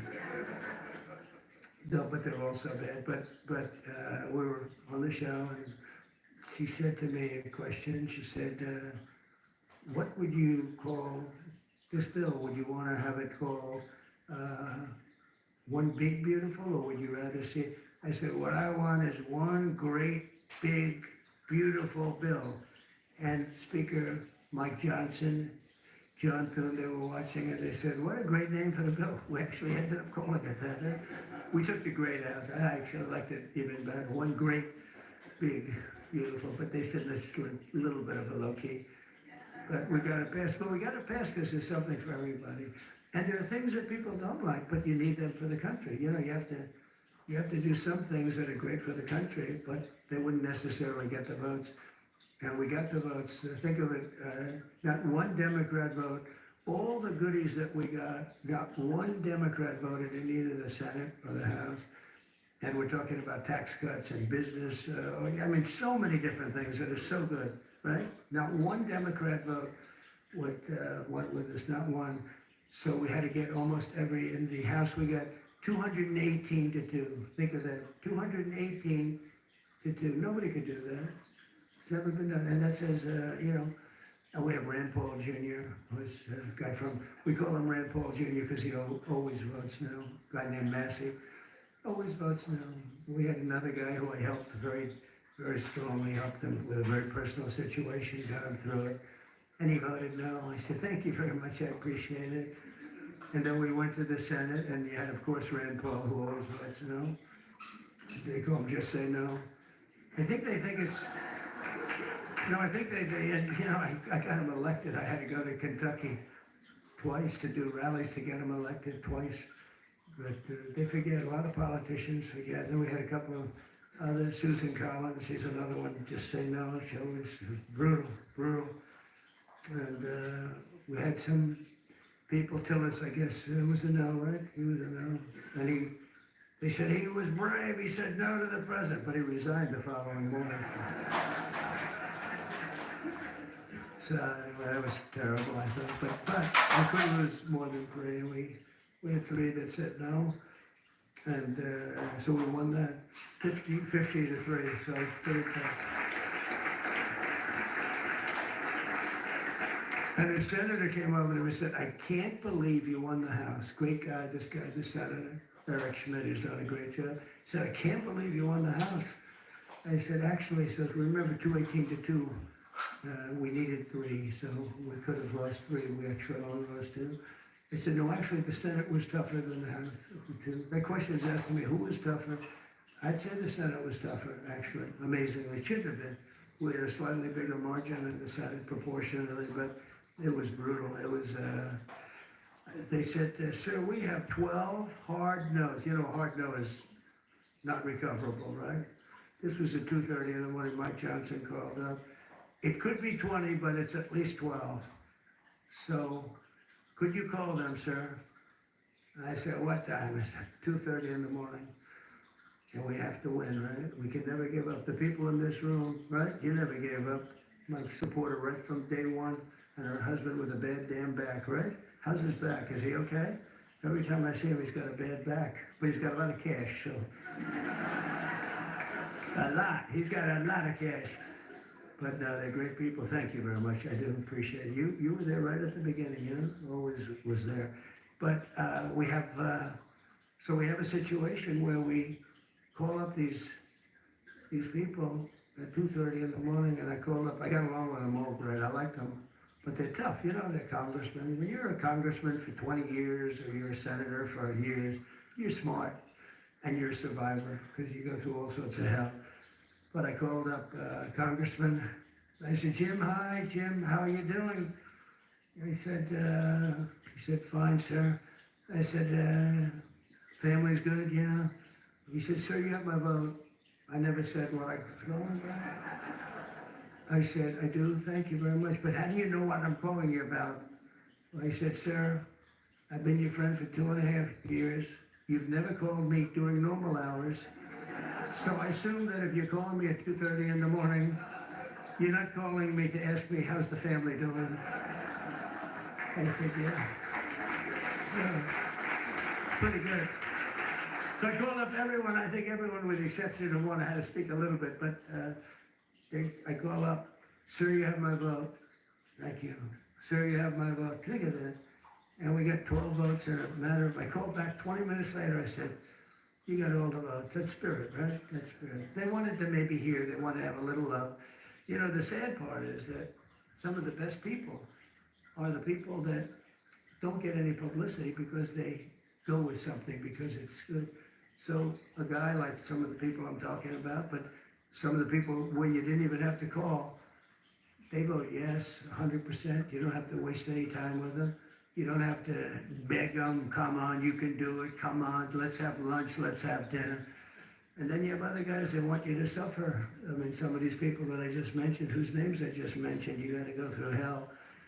And the ones that are really good, and they love the country, and they're doing right. I mean, what's the alternative? You know, the alternative here, you're getting the biggest tax cut in history, and with the Democrats, you're going to have the biggest tax increase in history. Now, we could go into 100 other details that are equally as crazy. So I said, so what's the difference? So you're going to say no, and you're going to have the biggest tax cut in history this way, and you're going to have the biggest tax increase the other way, and you'll probably end up in a depression, because if you ever did that, it would be a shock to the whole world. That's what happened in 1929. I said, so you're going to vote for the other side? Well, sure, I'll do what's really appropriate, you know, the losers. But you have that. Really, they're grandstanders, you know, you have grandstanders, and you have them in every business. And the Democrat has far fewer. They're grandstanders, but you know, the one thing about them, they have bad policy. They're evil people in many ways, but they stick together. You don't have it where you don't have, I don't want to use too many names, but you don't have a Mitt Romney in the midst who makes you suffer. You don't have some of the people that I mentioned who make it so hard. They make it so hard. And the alternative is one of two things. You can either get all these things and make the economy strong, or you're going to literally have perhaps a depression where you people so rich, so beautiful, so nice to look at, will be totally busted. And let's see how long your wife stays with you. You're beautiful. She'll stay with you for about 3 weeks and she'll say, darling, I can't take it anymore. I can't take it anymore, darling, I'm leaving you. I said to one guy, he's a very, very unattractive man, but he's smart and he's rich. And I said, you better hope we get this thing passed, because your wife will be gone within about 2 minutes. He said, you're right. But so we had a tremendous success tax cut in American history, the largest spending cut in American history, and the largest border security investment of all time. And again, we're doing great on the border. I almost say, why don't we need it? We have such good numbers, but you need it. Ultimately, you're going to need it. I built hundreds of miles of border wall. Without that, you could have never had the, you know, the results that we had. But to lift up the American family, we increased the child tax credit and made school permanent. We made it all permanent, the school choice.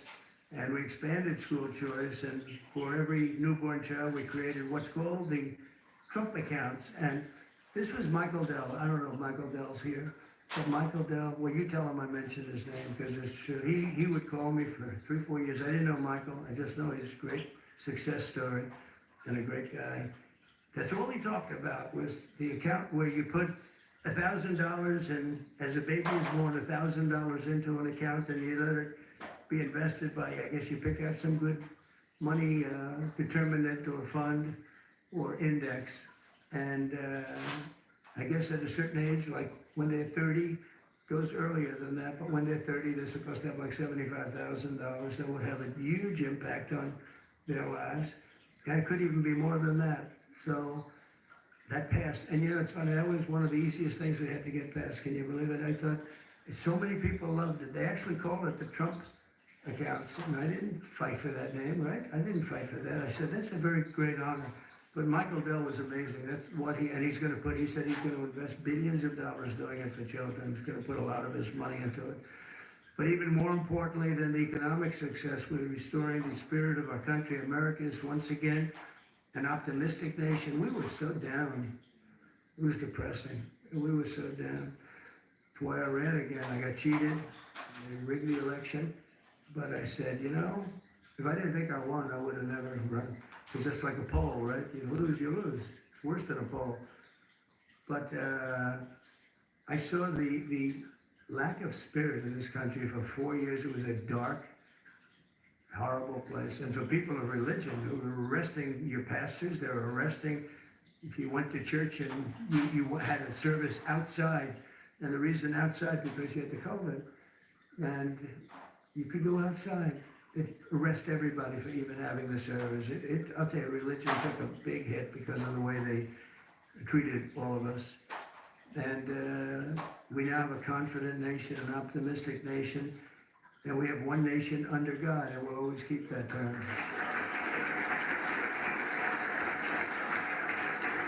And we're bringing back, very importantly, and not just evangelicals or Protestants or this, all religions, we're bringing them back into our country. As president, I've ended the radical left war on faith, and we're once again protecting religious freedom like never before in our country. We're protecting it like never before. We're getting rid of the Johnson Amendment that didn't let the pastors and ministers and everybody speak about politics. Now you're able to speak about politics, Paula. You can speak about it. You can say, I don't like that guy, and they don't take away your tax-exempt status. You know, they take away tax-exempt. And I'll tell you, remember when that started? It was at the meeting room before I ran, 2015, a year before the election, and I was with 50 faith leaders. It was great. Very well-known people, mostly Protestant, but you had rabbis, you had an imam, 2 imams, and we were talking. And I said, I'd love to have your endorsement. And they looked at me like, what? I'd love to have your endorsement. We have such respect for you, and you control and really very powerful. And they looked at me, they didn't say anything. Remember that? And I said, what's wrong about the Johnson? Don't forget, I never did this stuff before. You know, it wasn't I ran. I was on the other side. I was on the same side as you. You write contributions to people that you like. But I never ran, so I didn't know about the Johnson Amendment. And I called Paula and Jenny aside. I said, can I ask you, when I said I'd want your, support, your political support and endorsement, they looked at me very weird. What's going on? Well, sir, there's a thing called the Johnson Amendment. And if they even speak about anything having to do with politics, they will immediately take away their tax-exempt status. And if they lose the tax-exempt status in your world, that means you might as well close up your church. I said, you gotta be kidding. So I can't really, and I told them, we had another meeting a couple of months later, and I said, you people in theory are the most powerful people. You're more powerful than man or woman because we have more than 50, let's assume men and women are 50-50, but you have 80% between all the different religions. I said, you have more power than anybody, but you're not allowed to use your power. I said, we're going to get rid of that because people want to hear what you have to say more than anybody else, pretty much. And we did get rid of it, and we launched something that's great. And now you see people, if they like somebody, they're able to talk about that somebody for office, right, Jenny? We're able to talk about a certain politician that has your values and likes your religion. It's okay. And that was Lyndon Johnson, a very powerful guy. And he had a problem with a pastor, I think in Houston. And the pastor was not a fan of his, and he put the clamps on the guy. He really did. Amazing, actually. And we opened it up. I looked at him, and we're up 68 stories in the air at Trump Tower, and in this beautiful conference room. I look down, and I see people walking up and down the street. He said, that means that person walking up and down the street, any one of them have more power than you do because you're not allowed to even talk about it. You were even afraid to talk about it, but they're not afraid any longer, and I think they appreciate it. As president, I've ended the radical left war on faith, and we're once again protecting religious freedom instead of destroying it. And God is once again welcomed back into our public square. Very important.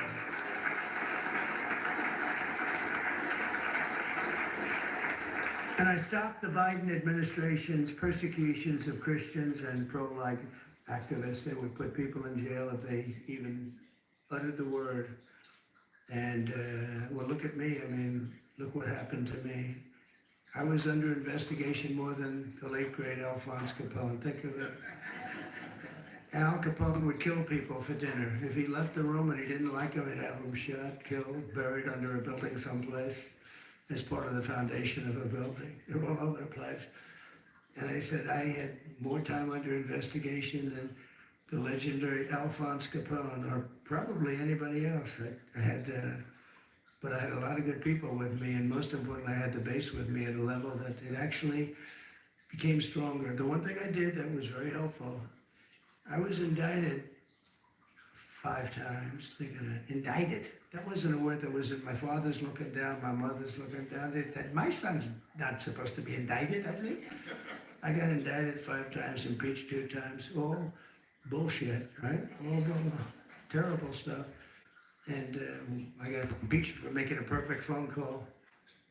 Good luck, congratulations. I had a guy come up to me, a secretary of energy from before. Sir, could you call up, of all people, President Zelensky? And I called him. I actually held up, he must have come 10 times. Please, sir. It's because they wanted to do business or something, oil and gas. Who the hell knows what they wanted? You can imagine what they wanted, but they wanted, would you call up President Zelensky? And I did.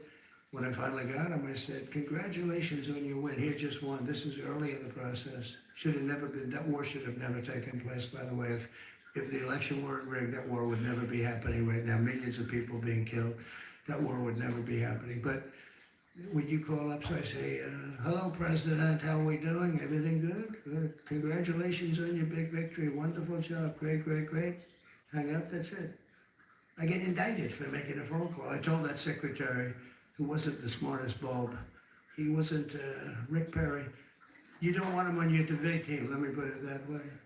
Rick, you're not going to be on my debate team, Rick. But he's the one that asked me to do it, Rick Perry. And I said, thanks, Rick, that was a wonderful suggestion. I just got indicted over your stupid call. This is what we have to put up with, right? This is what we have to do. We have to put up with things. But it's been an amazing.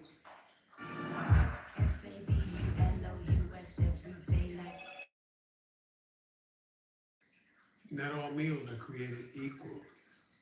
For instance, breakfast has the spicy egg with muffin for a limited time, and lunch doesn't.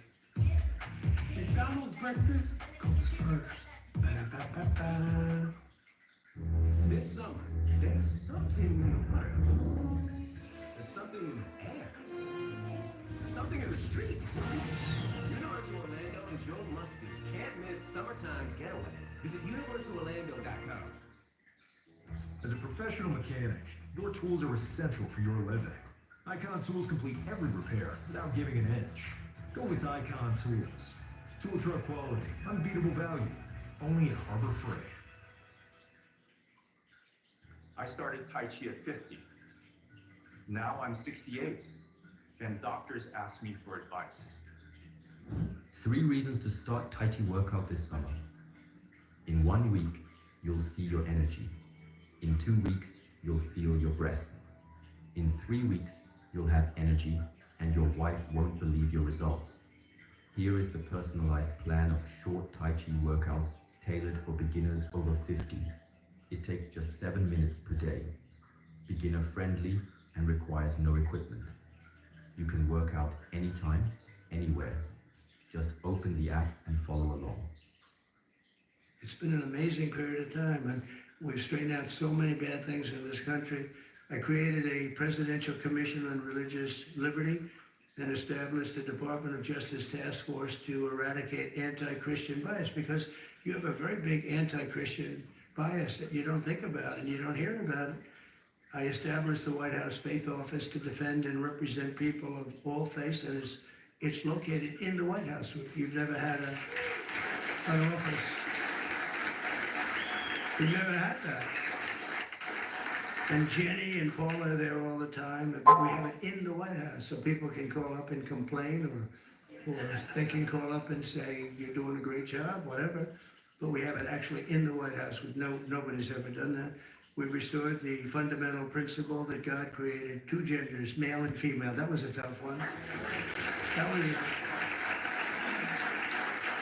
And we're defending parents' rights, where the parents' rights have been taken away from them in schools. You look at some of these school boards, it's like they're brutal dictatorships, and we brought it all back. The parents have the control now. And last Monday, we effectively eliminated the infamous, as I said, Johnson Amendment, such a big deal, and various other amendments and things that really took away your free speech. That's what they've done. They've taken away free speech. I also want to recognize the incredible contribution of our great First Lady, Melania, and she says hello. And Melania did the Be Best initiative in supporting children in our foster care system. She visits a lot of children, a lot. Yesterday we went to the game, and the soccer game, I don't know if you saw it in the Meadowlands, was incredible. And she's always thinking about the children that have a hard time in helping America's young people reach their fullest potential. And it's remarkable to think that it was only 1 year ago this week that my time on earth nearly ended. And if you look at that, God was with me, because that's something, in theory, I should not be with you today.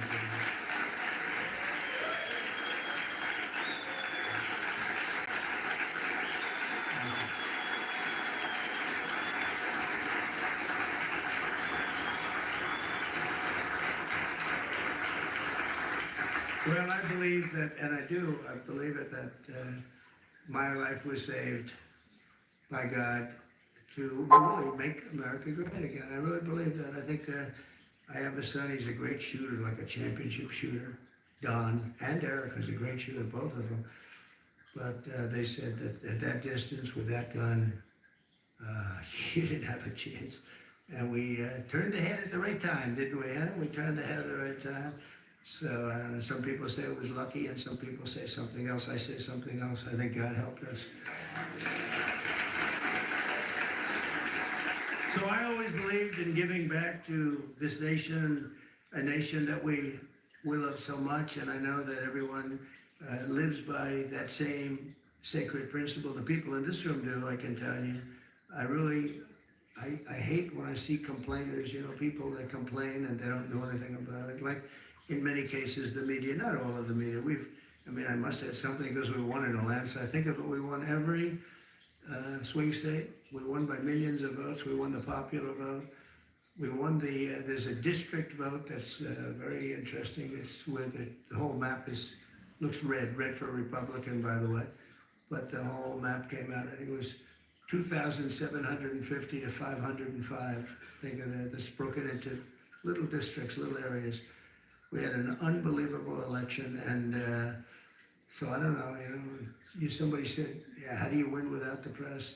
But we have a hidden press, and the real hidden press and the hidden vote is the people and the word of mouth. Word of mouth is more important than the press, and they see what we do, and they see how we do it. I want to thank all of you and your great communities, and it's a blessing to our country that you're here.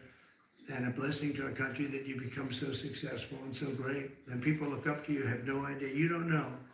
We take things for granted. You don't know. The people in this room are amazing. I even, looking at that list, I really said, that's something great. And you're all believers. I think, Paula, you wouldn't have invited people that were not allowed. Is there an atheist in the room? Any atheists? I don't think so. I wouldn't want to raise my hand if I were. I'd be in big trouble. No, you invited all people that are outstanding in faith and success, and it's a very noble group, but it's because of the patriotism and goodwill of citizens like you that America remains strong and faithful and free. And together we're going to continue the fight for Judeo-Christian values of our founding fathers. We'll grow our economy, we'll defend our sovereignty, we'll protect our children. When you look at the job we did, I was just thinking, because President Putin said it to me, and other leaders said it to me, when they looked at those B-2s go in, and think of it, they flew for 37 hours straight. We had 52 tankers, the gasoline tankers, and they rode along with them at different aspects, and they refueled, and not a screw was broken, not a net, not a mark was on those planes. Every engine was perfect. When they landed, they were just as good as when they took off. Think of that, 37 hours and about 40 minutes through a very rough territory. And those machines worked incredibly well, and literally not a problem. And when I honored the flyers, we did it last week, I also honored the mechanics, the people that took care of those machines. And I said it's equally important. And you compare that same country, you compare that with what happened with Jimmy Carter. It was a sad situation. The helicopters were coming down and they were crashing, and they were The men were all over the place trying to get the hell out of there. And it turned out to be a hostage situation and horrible thing. And probably it was one of the things that cost him the election, certainly. But when you think of that and you see this was, in terms of perfection, they think it was a perfect military. We sent the planes to Guam. Everybody thought we were flying to Guam. And they said, oh, they're going to Guam. Well, Guam's out of the way. And at the same time, we had some others going a different direction. And I watched horrible CNN. You know, you have to watch sometimes your opposition, and they are opposition. And I saw that they had basically the plans of when we're going in, when we would be entering Iranian oil airspace. And I said, you know, that's weird. And I called the general, Raisin Kane, he's fantastic. I said, General, and Pete Hegseth, I said, I'm watching newscasts where they're saying what time you're taking off tomorrow and what time we're going to be entering the very dangerous airspace, the worst air space anywhere there is, anywhere that in the world. I said, what do you think? Sir, we'll be fine. We'll blow them away, we'll be fine. Because we know they want those B-2s with 7, and they were surrounded by a lot of great planes. F-22s, the most beautiful plane ever built. The fighter jet, F-35s, they had a lot of different planes going with them. I said, but wouldn't the surprise be better? Yeah, it would be better. I said, well, then let me cancel it, and let's make it at a different time. So the day before, you know, I canceled it. And I said, I'm canceling it. We'll do it sometime within the next 2, maybe 3 weeks, but I'm canceling it. And then I had a meeting and I said, I have an idea, because I got slightly bigger coverage, to put it mildly. So everyone knew it was being canceled. I said, let's leave at the exact same time we were supposed to leave, the following day. And we took off, and that's when the planes went out to Guam and this and that, and we took off. And that was the only time, and they said it, that was the only time they knew we wouldn't be coming in, was the exact same time that I came. I said, let's do something. And they flew in, and they were stealth, incredible planes, they were stealth. And they hit every bomb, hit their mark, every single bomb hit the mark. It was unbelievable how they did it. And then they said, skedaddle. Skedaddle means get the hell out of there. They had to get out of that airspace. But it was an amazing thing, and I think it was so great for our country in so many different ways. You know, you see so many incompetent people, like the way we left Afghanistan with Milley and all these incompetent, stupid people. And Biden, I mean, it was him.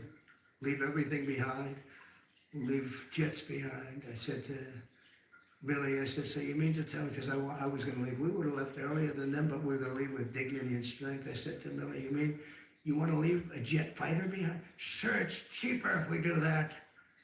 I said, wait a minute, give me a tank of gas and I'll fly it to Pakistan, or I'll fly it to someplace, or I'll fly it back home.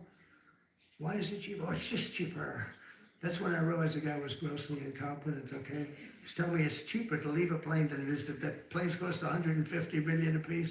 Let's leave it, sir, it's just great. And they did, they left all, you know, I was taking everything, but they left it behind. But when you look at what happened and compare that to what we have now, we have a real great machine. I rebuilt the military in my first term, and we left some of it to Afghanistan and the Taliban, and they have their parades. I hate those parades. Every year they have a parade wheeling down our equipment on some very unattractive street. That's, you know, their Fifth Avenue. They show our equipment going down. Just it's getting older and older, but I hate to see it. But we're going to be working together to protect our children, and with the grace of God and blessing of Providence, we will lead our country to heights that it's never seen before. I think we're going to be more successful in many ways, but I think we're going to be more successful than we've ever been. And I do think this, if we didn't catch it and we would have lost this election, our country was finished. I think it was that we were run by incompetent people. We were run by an auto pen and nobody knows who used it. I think it's one of the biggest scandals in the history of our country. We were run by an auto pen. Nobody has any idea who used it, including Biden. He doesn't know. Saw that interview yesterday. He knew nothing. So it's a very terrible, against an evil group of people, and they're very smart, very smart. He's not, but they are. They took over the Oval Office. They actually took over the Oval Office. We can never let a thing like that happen again. So Paul, I want to thank you very much, and I want to thank Jenny, and most importantly, I want to thank the people in this room. You really are incredible people, an inspiration to our country. And I know you don't know that, you don't think it because you're too busy working, but you are. You're a great inspiration to young people that want to be just like you when they grow up. And thank you very much for being here, and it's a great honor. And Paul, I think you're going to say a prayer. I'll stay with you while you say your prayer, okay? Yeah, thank you very much, everybody. Thank you. Thank you very much.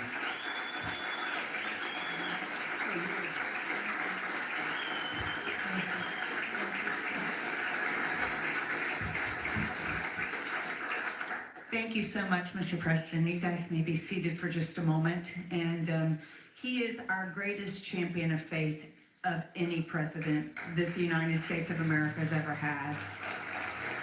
We are deeply grateful for that. We are very honored that you are all here with us at the White House, and where faith is not sidelined, but has a seat at the table. And as we gather today as leaders of industry, of vision, of faith, I believe that today is going to be very enlightened, and I'm so overwhelmed. We're getting ready to worship and pray, and to just think that prayer, worship, and doing good works is welcome back into the White House.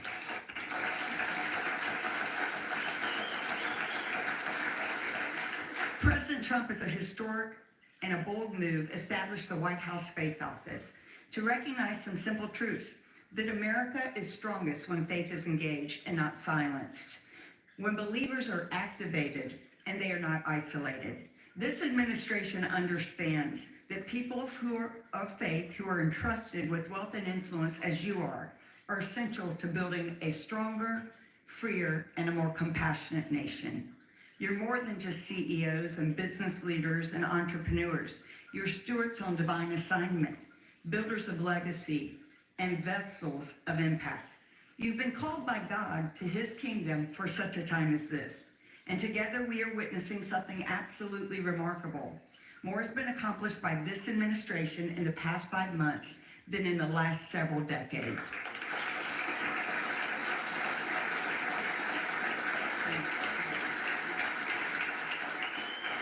And that is due to the leadership of President Trump, his administration, and the great team he has assembled. America's spiritual and moral foundations have been restored, and it's only the beginning.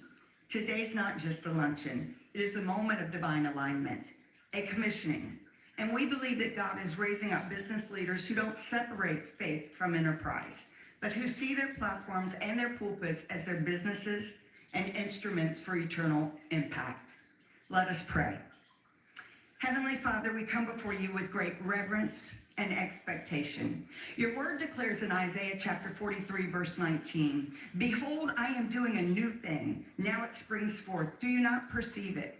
Lord, we do perceive it. We see the stirring of your hands, reviving hearts, reforming systems, raising up leaders at this very hour. We thank you for our great president, President Trump, for his life, his courage, his clarity, and unwavering defense of faith and freedom. May your wisdom guide him and your protection always surround him, according to your word that does not return void. In Psalm 89:21, that you say, "My hand will sustain him, and surely my arm will strengthen him." We bless every person in this room, those you've entrusted this wealth, strategy, and vision to, according to 1 Timothy 6, that you tell us, "Do not put our hope in riches, but be rich in good works, generous and ready to share."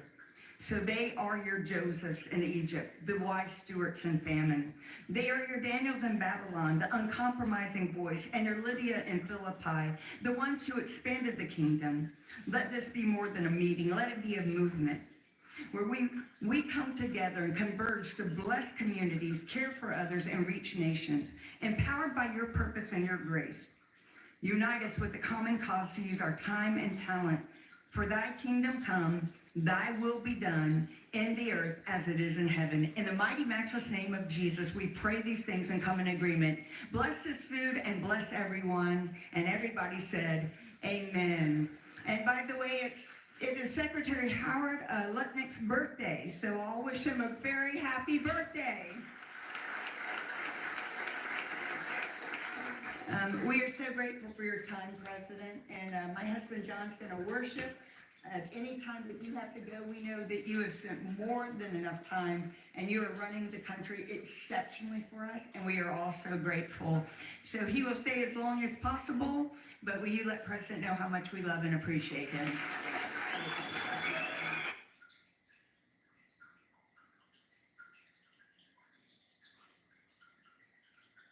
When I started Walton Goggins Goggle Glasses, I had no idea what I was doing. But GoDaddy Aero does, using AI to build a logo, website, and social content. So I can let the world know if your goggles ain't Goggins, they don't belong on your noggins.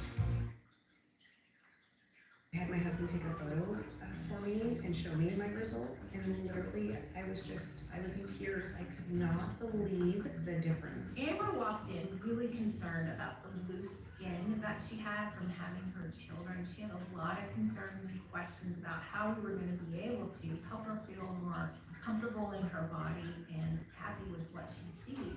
No more extra skin sitting there, no more mama pooch. I feel amazing. Now Amber is so happy with her results. She came in as early as a week, already loving it. She could already see a world of a difference.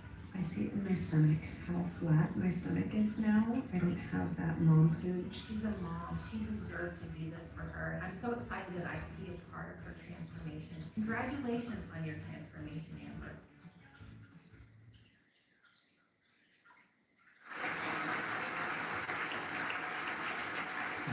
Thank you very much. Yeah, we worked hard. It's a very important act, the Genius Act. They named it after me, and I want to thank you. This is a hell of an act. I did something very unusual. I said, this has been something, a lot of people thought it was impossible, some of the things that have been done. And of course, the great big, I added the word great, the great big beautiful bill, that was something that nobody thought possible. They thought it would be in anywhere from 7 to maybe 3, I'll go the opposite direction, but 3 to 7 different bills. And we said, let's just put it in one, because this way there's something for everyone. And there really is, there's a lot of things for everyone. And when we get the word out how great that is for every single person in this country virtually, and all they have is a soundbite, death. You know what their soundbite is? Death. Aren't they nice, Death? They are the most incompetent people. They've lost their confidence. They've lost everything, if you think about it. But Jasmine Crockett is on her way. She's on her way. She's the new star of the Democrat Party, Jasmine Crockett. They're in big trouble. But I have to tell you, that was great, and this was great. And I'm so tired of making phone calls at 2, 3, 4 o'clock in the morning, getting calls from our great speaker. Sir, we have 12 hard no's. I say, Mike, it's 2 o'clock in the morning. We have 12 hard no's. The good news is I call up, hello, Jim, how are you? Sir, you have my vote. Boom. Sir, you have my vote. They just want a little love. Unfortunately, it's always the same 12 people. That's it. It's 5 senators and it's 12 congressmen. And I actually said to John Thune and I said to Mike, I said, listen, I want to have a party, but not to those people that I have to speak to endlessly every time. And they're wonderful because they always seem to come through other than a couple. Rand Paul Jr. from Congress and Rand Paul from, other than a few people. But I said, I want to have them over. We're going to have a party for everybody in Congress, everyone in Congress except 12. We're going to have, and Mike is there. Tom, I'll tell you what, Tom is definitely coming. The whole group. Where are those 12 people? They're the only people I don't see. We could do it today. We don't have to vote. And I would say of the 53 senators, 48, we're going to have 48 in here. You won't even have to come to that one. But these are the greatest people because they always vote yes, and we don't have to go crazy. You trust us, we trust you. That has been a very special group of people. We really do. I mean, 96% phenomenal and 4% extremely difficult. Do you agree with that? But they get there, most of them, not all of them. Those are the ones we really don't like.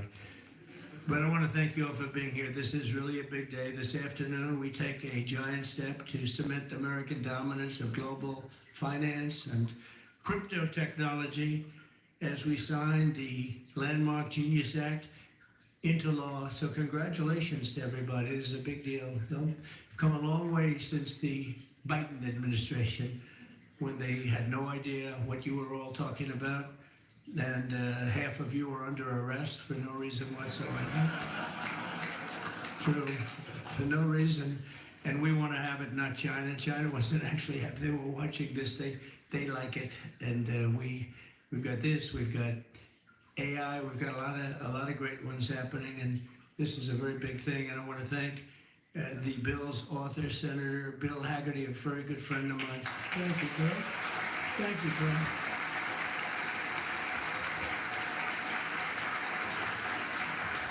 He's a great guy. He's a great guy. He's a very handsome guy. Looks great. He's got the whole package. But, you know, I got to know him. He was ambassador to Japan. And we had a little problem with Japan on trade. But he was my ambassador to Japan. And I went to Japan, and he is speaking fluently Japanese. I said, did you learn it as a child? No, I just learned it over the last 4 or 5 months. I said, you learned Japanese? Maybe the single hardest language to learn. It's actually breathing rather than, it's breathing. I'm not going to imitate it because we'll end up with a big story, and I don't want that. But he spoke totally fluent Japanese. I said, that's very impressive. And he was introducing me to Mr. Honda. I said, oh, are you in the car business? He goes, yes. I said, you're a very rich man. And then he said, Mr. Toyota, right? Toyota. And I said, what business are you in? Let me guess.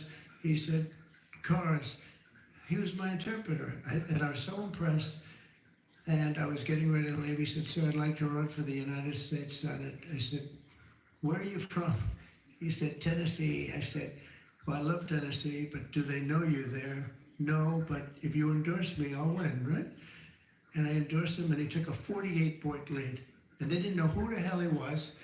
And he's turned out to be a great senator. And now they all know who you are. Yeah, so you're fantastic, and we thank you. And just the fact that you're doing this and you understand this is a complicated world, and you understand it, Bill. So you've been great. Thank you very much. We're also pleased to be joined by our great Vice President, J.D. Vance. J.D., thank you very much. Good job.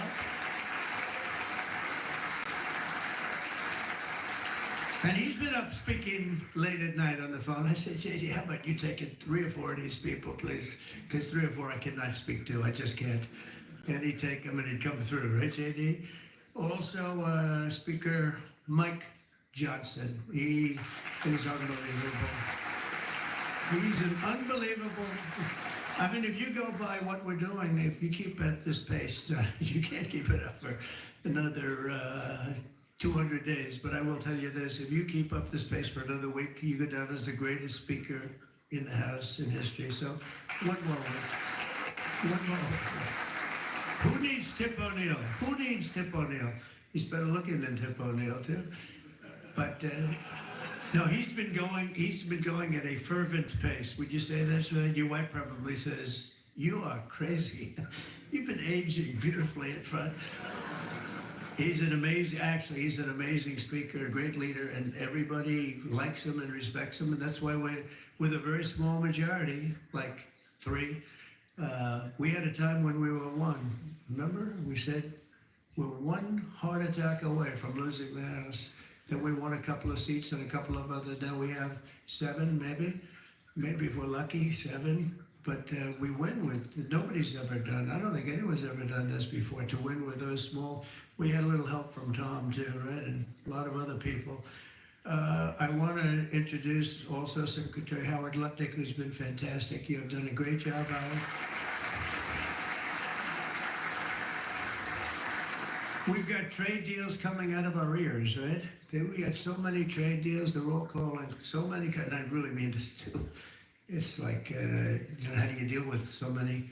But, I always say when we send out the paper, that was a deal. They don't want the fake news doesn't want to hear that. When I send out the paper that you're paying 35 or 40% tariff, that's a deal. Then they'll call and see if they can make a little bit different kind of a deal, like opening up their country to trade. In some cases, they've never been opened, but we're doing well, and we have a couple of big ones to announce pretty soon, right? Could almost do it today. Maybe we'll say it, maybe later on we'll do it. Senator Bernie Moreno, a great victory. Bernie had great victory. A great victory. That was one of the truly tough races. A lot of people weren't sure anybody could win that seat, and you won it in easy fashion, right? We won it together when you think of it, but you won it in easy fashion. You did a great job. A great guy. House Majority Whip. This is a great leader, Tom Emmer, a great politician and leader. Really good. And I like his wife even better. His wife is, she's the boss, but you are married to a fantastic woman, huh? And he knows that, and he likes hearing it, because some people don't, you know. They say, sir, could you please stop saying that my wife is better than me, sir? Those are guys that don't usually end up with a good marriage, you know. He's got a great marriage. So thank you, Tom. You really are a fantastic leader and representative.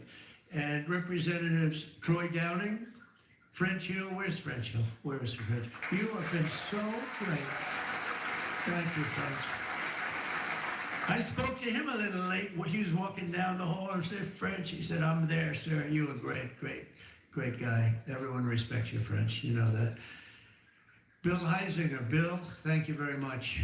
Thank you very much. Good job. Dan Muser, I thought he was going to become the next governor of Pennsylvania, but he likes Congress better, I guess, huh? So, but I think you're terrific, and, you know, I would have always been behind you, that I can tell you. Tim Moore. Tim, thank you, Tim. John Rose. John? Hi, John, thanks. Good job. Brian Stile. Brian Stile, still young. Still nice and young, that's good. G.T. Thompson, G.T. Thank you. Andy Barr, good friend of all of ours. Thank you, Andy. Monica De La Cruz. Monica, she's here someplace. Thank you, Monica. Thank you, Monica. Mike Haradopoulos. Mike, thank you, Mike. Look good. Mike Lawler, Mr. Salt. Well, it should guarantee your district. I mean, you worked hard for New York, right? And you're on television, I'm on television, so this should be good for a couple of points. But without you and your couple of friends from New York, that wouldn't have happened. That was not easy, right? Congratulations, great job. Anna Paulina Luna. Anna was so great. I don't, even if she's here or not here, I want to tell you that she has been so great and worked so hard to make sure we got it approved. Ralph Norman. Ralph? Ralph? What happened to Ralph? Nick Begich. Nick, thank you, Nick. Good job. Good job. Good votes. I just saw a great poll on you, huh? Very good. Congratulations, Nick. Andy Ogles. Andy, who's a terrific friend. Beth Van Dyne. Beth, thank you, Beth. Great job. Thank you. Thank you very much for the great support.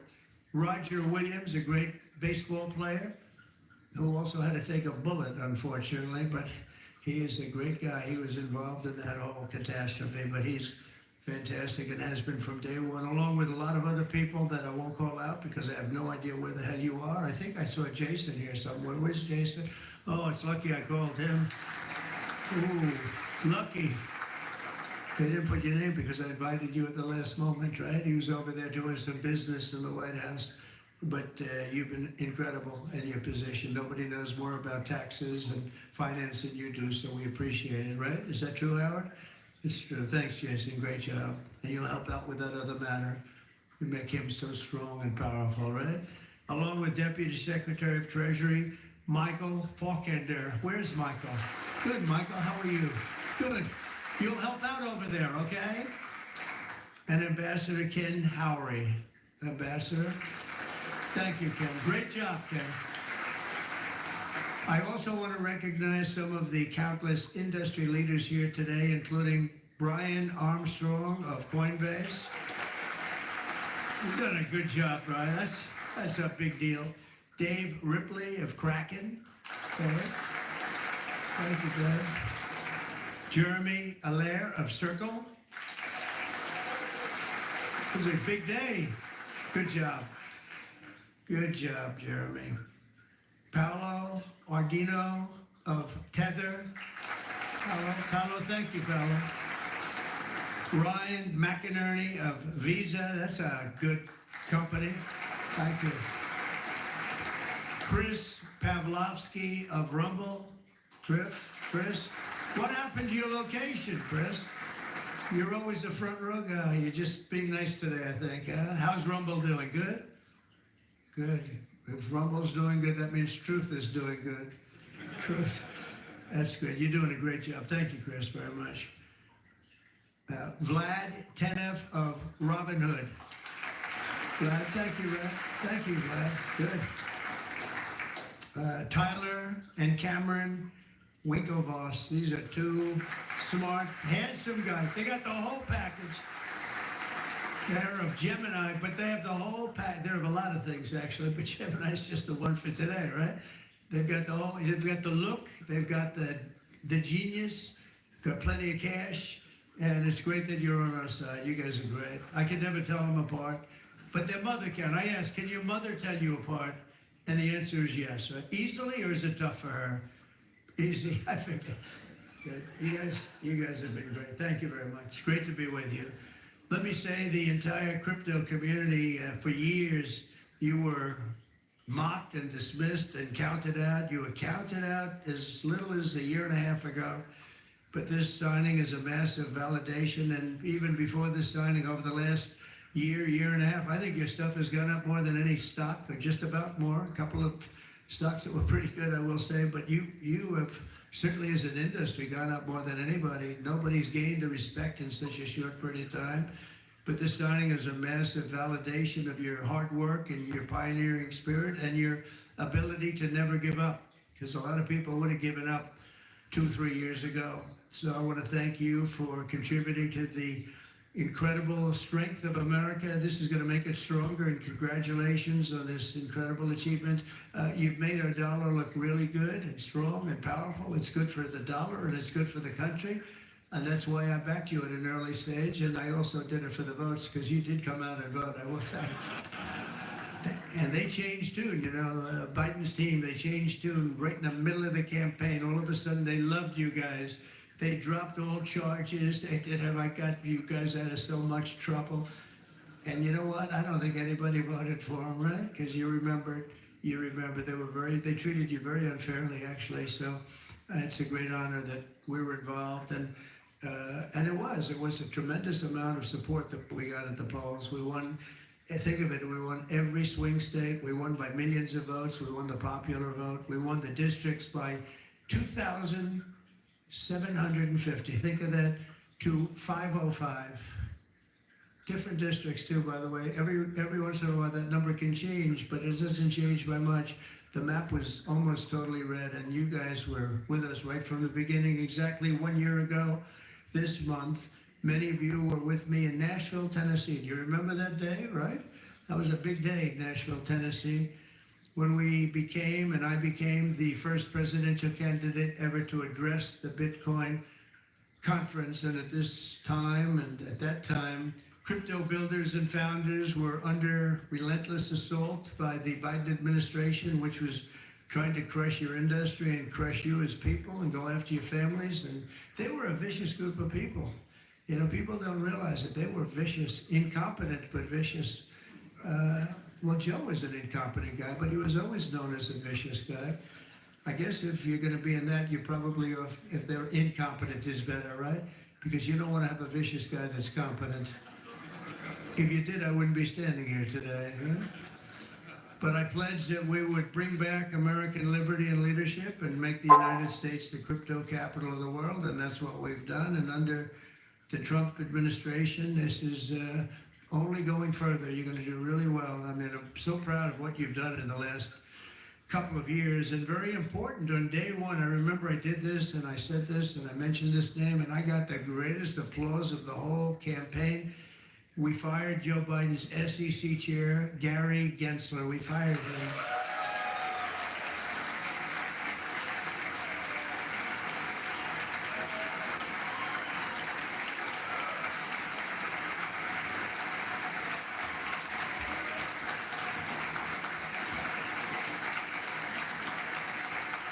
But I remember I was making a speech, and it was just a line in a speech. And I said, and I will fire Gary Gensler. The place exploded. I finished that one, and I said, what the hell did that guy do? There was a lot of hatred there, I'll tell you. And it turned out, as I got familiar with everything, it turned out you were absolutely right. In his place, I appointed a visionary chairman who wants America to build the future and not block the future. He's going to be unbelievable. He'll go down as one of the greats. And Paul Atkins, where are you, Paul Atkins?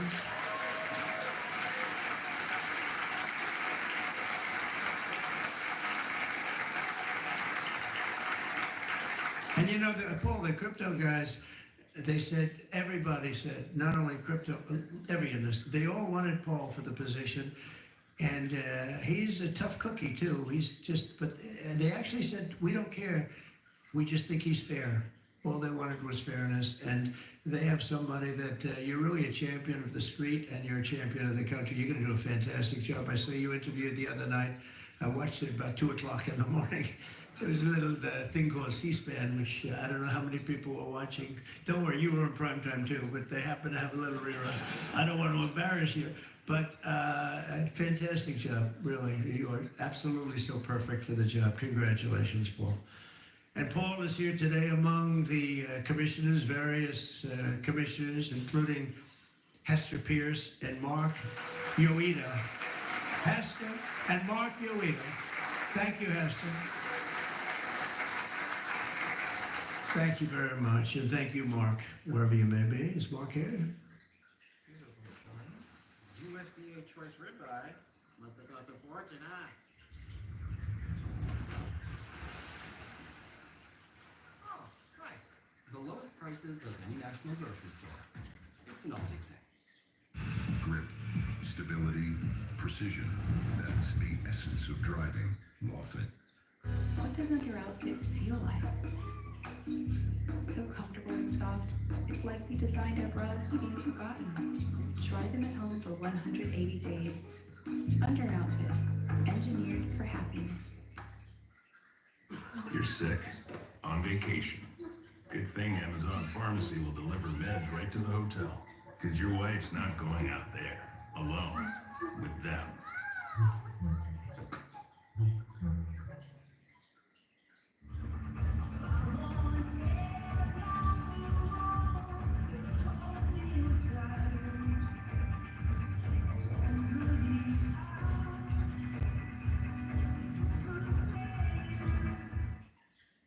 Oh, stand up, Mark. I didn't.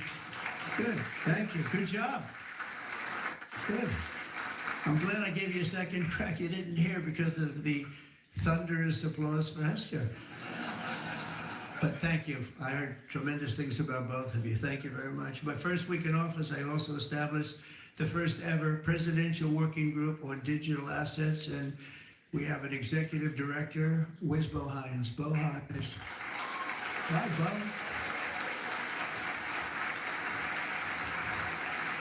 And Bo was a great football player, right? Bo was a great football player, one of the better players in college football, so I know you from that also. See, who would think that I know that? I know a lot of things, Bo, but he was a champion player. I stopped the weaponization of government against crypto and Bitcoin, and we ended the lawless operation Choke Point 2.0. That was a bad operation.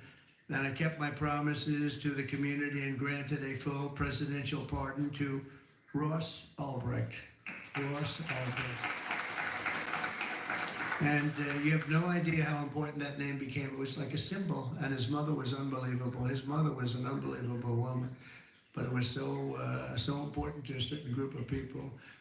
And in the truly momentous act last March, I signed an executive order establishing the U.S. Strategic Bitcoin Reserve, as well as the United States Digital Asset Stockpile. And that's all signed up. With today's signing, we're pushing even further into the exciting new frontier. Just as I promised last year, the Genius Act creates a clear and simple regulatory framework to establish and unleash the immense promise of dollar-backed stable coins. This could be perhaps the greatest revolution in financial technology since the birth of the internet itself.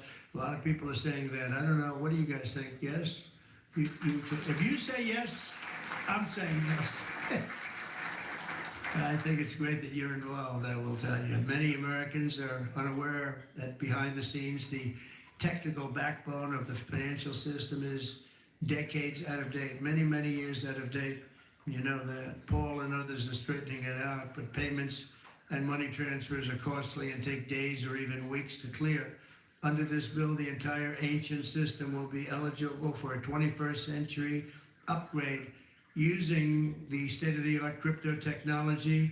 Who would have thought we would have been saying that 2 years after I really met you for the first time?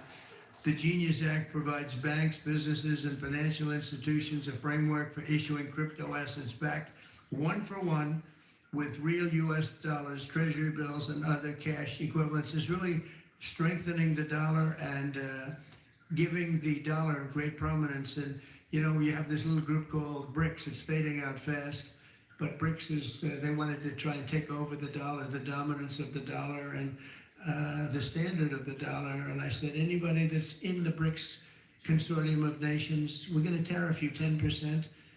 And they had a meeting the following day and almost nobody showed up. They were saying, leave me alone. We didn't want to, they didn't want to be tariffed, did they, Howard? Huh? It's amazing. No, we're not going to let the dollar slide. If we have a smart president, you're never going to let the dollar slide. If you have a dummy, that could happen. Like the last one, he would, if you ever asked him about the dollar sliding, he would have no idea. But we can't let that ever happen again. Consumers, vendors, and people all over the world will then be able to use those stable coins for ultra low-cost transactions that are cleared and settled in a matter of seconds rather than weeks and months. And that's really an amazing thing. And with the privacy, flexibility, and decentralization of cash, this revolution has the potential to supercharge American economic growth and empower billions of people to save and transfer in U.S. dollars. It's really all backed by the dollars. That's really a great thing. And a lot of, you know, we had a lot of Democrat support. I have to tell you that. I was shocked anytime you get one but we had a tremendous amount of Democrat support, which we appreciate, and which just shows you that you're doing the right thing. This will increase demand for U.S. Treasuries, lower interest rates, and secure the dollar's status as the world's reserve currency for generations to come. The reserve currency is so important. You know, if we lost that, that would be like losing a world war. We can never let anyone play games with us, and that's why when I heard about this group from BRICS, 6 countries basically, I hit them very, very hard. And if they ever really form in a meaningful way, it will end very quickly. I will tell you, for them, they won't be gone very long. I don't think they'll even do it. They're virtually afraid to meet. I also remain fully committed to my pledge never to allow the creation of a central bank digital currency in America. It won't happen. My first.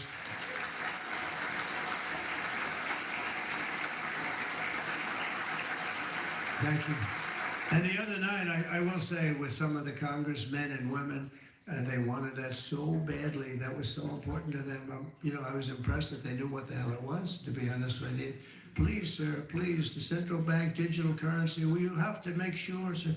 And I'm saying, what do you know about that? It's amazing the knowledge that people have gained all of a sudden. We have a lot of problems with some of them. I said, we've already got it from the Fed, right? From Commerce and from an executive order. You don't need it a fourth time. Sir, we have to get it. That's amazing. But they knew their subject, though, didn't they, huh? And we helped them out. My first week in office, I signed an executive order to ban the creation of a CBDC in the United States, and very soon I look forward to signing legislation that will codify and ban make it a permanent law, put it in permanence. I'm also committed to signing landmark crypto market structure legislation this year to grow the industry. We're going to be growing it even more than people ever thought. It's a really hot industry. And for a little while, 2 nights ago, we were a little concerned because we were a little short on votes. Like, I would say maybe we were about 9 short. 9 short at 3 in the morning. We were about 4 short at 3:30 in the morning. And we were in good shape at 4 o'clock in the morning, right? But the people, and few people have fought harder for the bill than we're signing than some of the people here today. You have been unbelievable. It's our White House AI and crypto czar, David Sachs, who has done such a great job.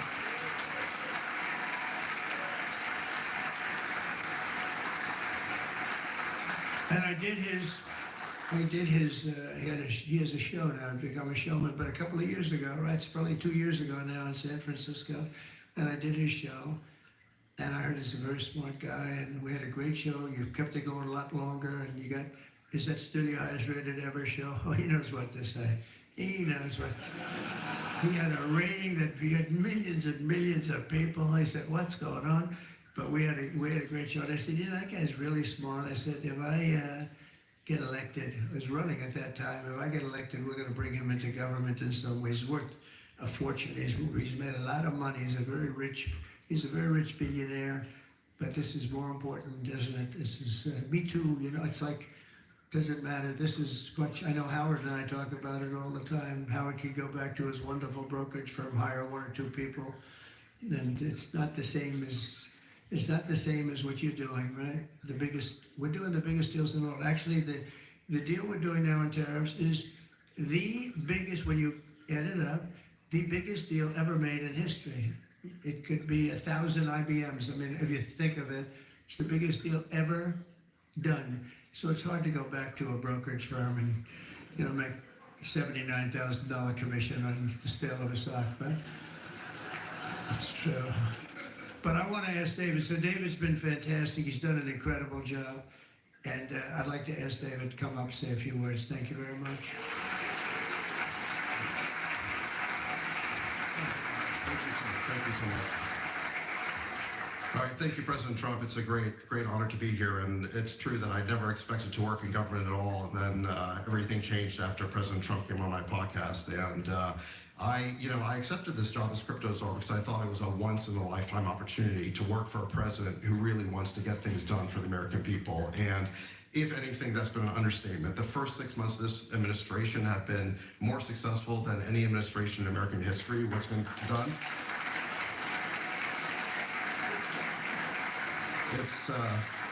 It's just been incredible. President Trump has worked at tech speed. We're used to working fast in Silicon Valley, but even this is fast for us in Silicon Valley. The speed at which you move, President Trump, is really incredible. And now today, you have another historic legislative achievement that is a monumental step to fulfilling your promise to making the United States the crypto capital of the world. This Genius Act will unlock American dominance in the crypto industry by creating clear rules of the road. It will update archaic payment rails with a revolutionary new payment system, and it will extend U.S. dollar dominance, like you said, globally, by creating a digital dollar that people all over the world can use. And for every digital dollar in a crypto wallet, there'll be a traditional dollar in a U.S. bank account, which will create trillions of dollars of demand for U.S. treasuries. So that is the power of this bill, is U.S. dollar dominance. This is a huge promise made and promise kept by President Trump. And there's just a few other people I'd like to thank. First, my family for being here. Thank you.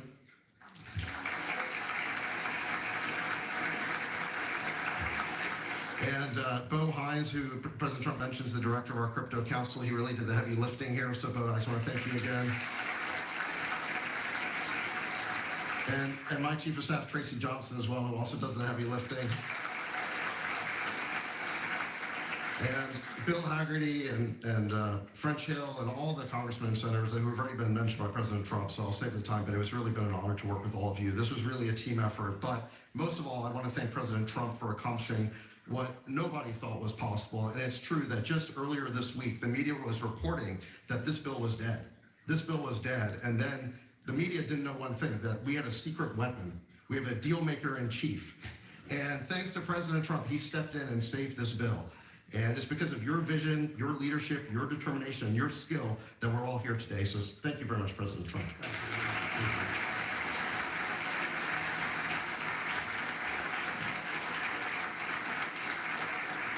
Is that Laura?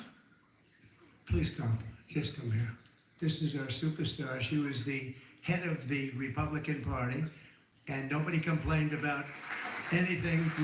We wanted to great. This is Laura Trump, married to a young gentleman named Eric. They have beautiful 2 children, but she has been so good. She stepped into that position like it was nothing that we wanted. She said, Dad, I'd like to go home right now to my beautiful husband and my son and daughter, Ed, but you did a fantastic job, and you worked with a great gentleman too. He's doing a fantastic job. But I just want to thank you. I just saw you standing back there. I wanted to bring her in. Thank you very much, Laura. Thank you.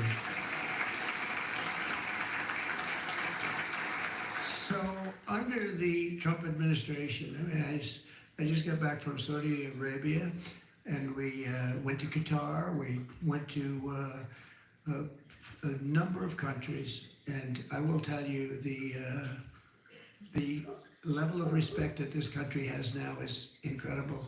The UAE, I tell you what, we had a time there, but every leader said the same thing. They said 1 year ago, your country was dead. And they'd say it that way. It was like, you know, I didn't know whether I was supposed to be happy or insulted, but the truth is we were in deep trouble. But they said 1 year ago, your country was dead.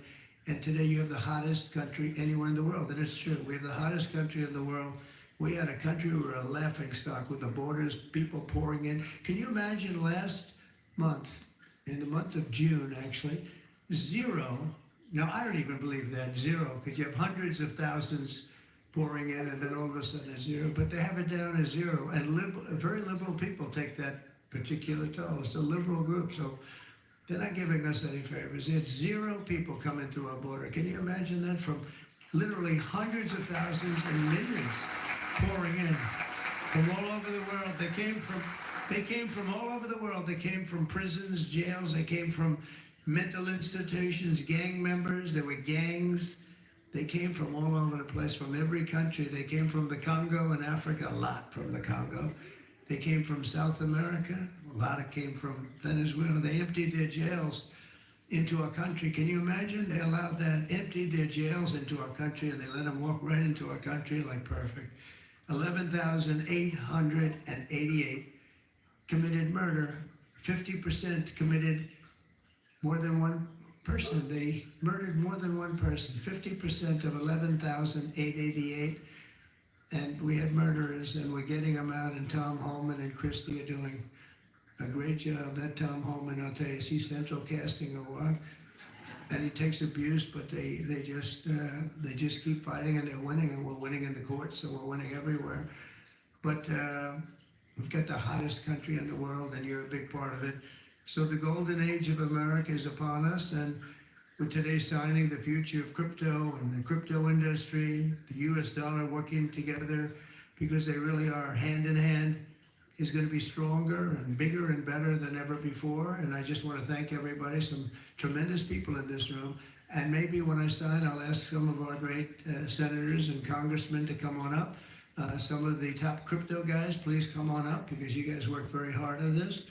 And we'll sign this, and we'll get on to the next battle, and we'll win. But we're winning all over the world right now. It's not even close, not even close. So we're going to keep it going. Thank you, everybody, very much. Thank you.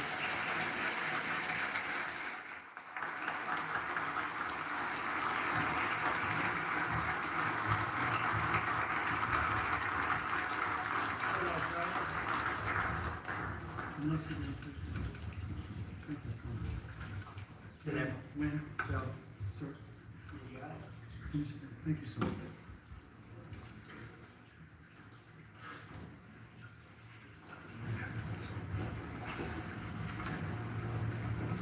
This is not an auto pen, by the way, which is a big scandal. If that were a Republican, it would really be a big scandal. But it is one of the great scandals of our time. Thank you very much, everybody.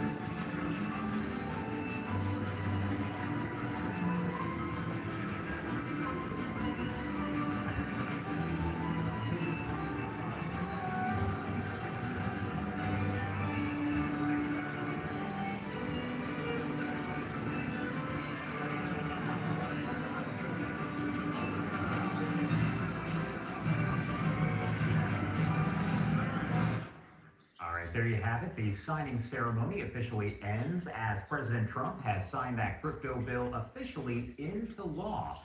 Now, there is other crypto legislation that is currently headed over to the Senate, so we are going to keep an eye on all of that as it develops. But again, that signing ceremony and those comments here from President Donald Trump.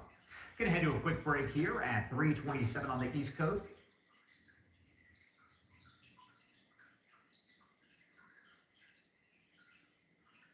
Not all meals are created equal.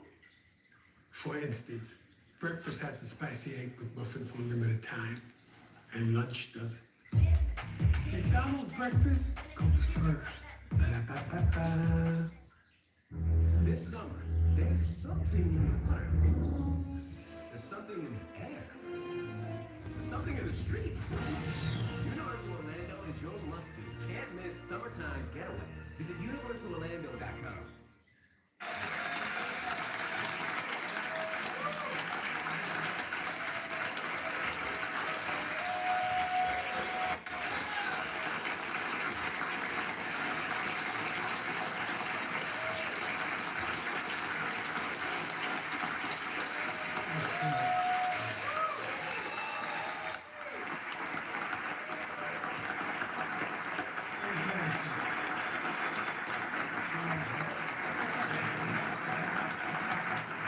Strong, they're strong, and they're great. These are great people.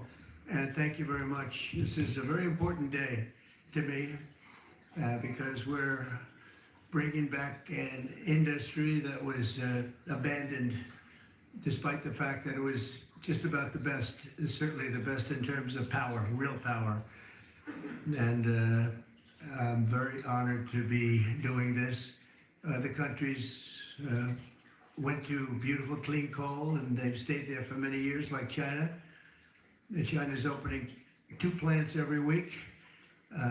Germany went green, very green. They went so green they almost went out of business.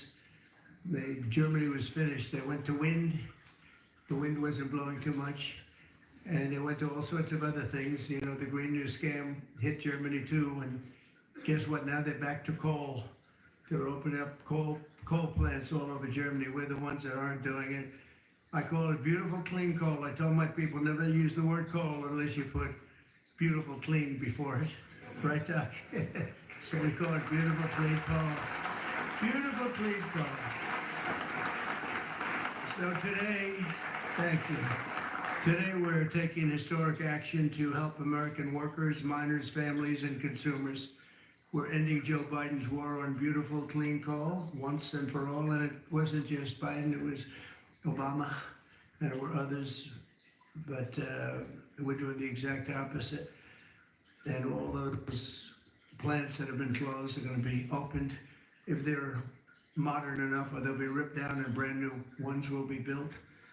And we're going to put the miners back to work, and I said I was going to do this, and I've said it loud and clear. And it's time to do it. Now we need it. And I look at these people behind me. I don't want to have any arm wrestling contests with any of them, but they've had a little more practice with the lifting things, I will say. But they are great people, and I know them indirectly for a long. That includes you guys for a long time. And they're great people, and with great families, and come from areas of the country that we love and we really respect. And I want to thank Secretary Doug Burgum for doing such an incredible job. From the day I met him, I knew I wanted to have him in my cabinet. He took a shot at running, and he was so good and so solid that he made no news, and that was good. But I saw him, and I saw his beautiful wife, Catherine, and I said that they're going to be a team. They are a great team, and they're going to be working for this country someday. And one of the first people I called after I won. So thank you very much. And along with the Energy Secretary, Chris Wright, and I was going to make Doug actually the Energy Secretary. And he said, sir, you have one person who's much better than me at this, Chris Wright. I said, who the hell is Chris Wright? I have no idea who he is. And then I learned that he's the most respected person in the energy business by far, far and away. For Doug to say that Doug's got a big ego was very tough for him to say that. Catherine was there, right? Catherine, you said, wow, I've never heard that before. But Chris, you guys are fantastic. Stand up, all three of you, please stand up.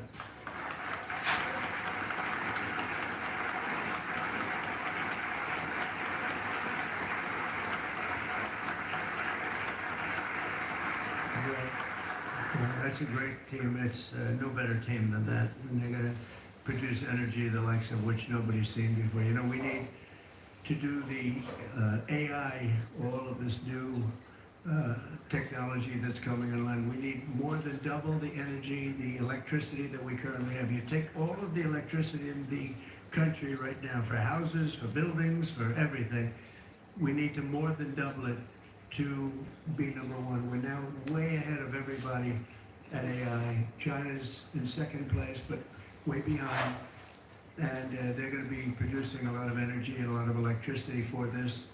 And so are we, and we're going to get approvals very fast. And I would say the man that's almost comparable to you in terms of the importance to this, maybe he's even more comparable, I hate to tell you, a guy named Lee Zeldin, who's a friend of mine for a long time. He was a great...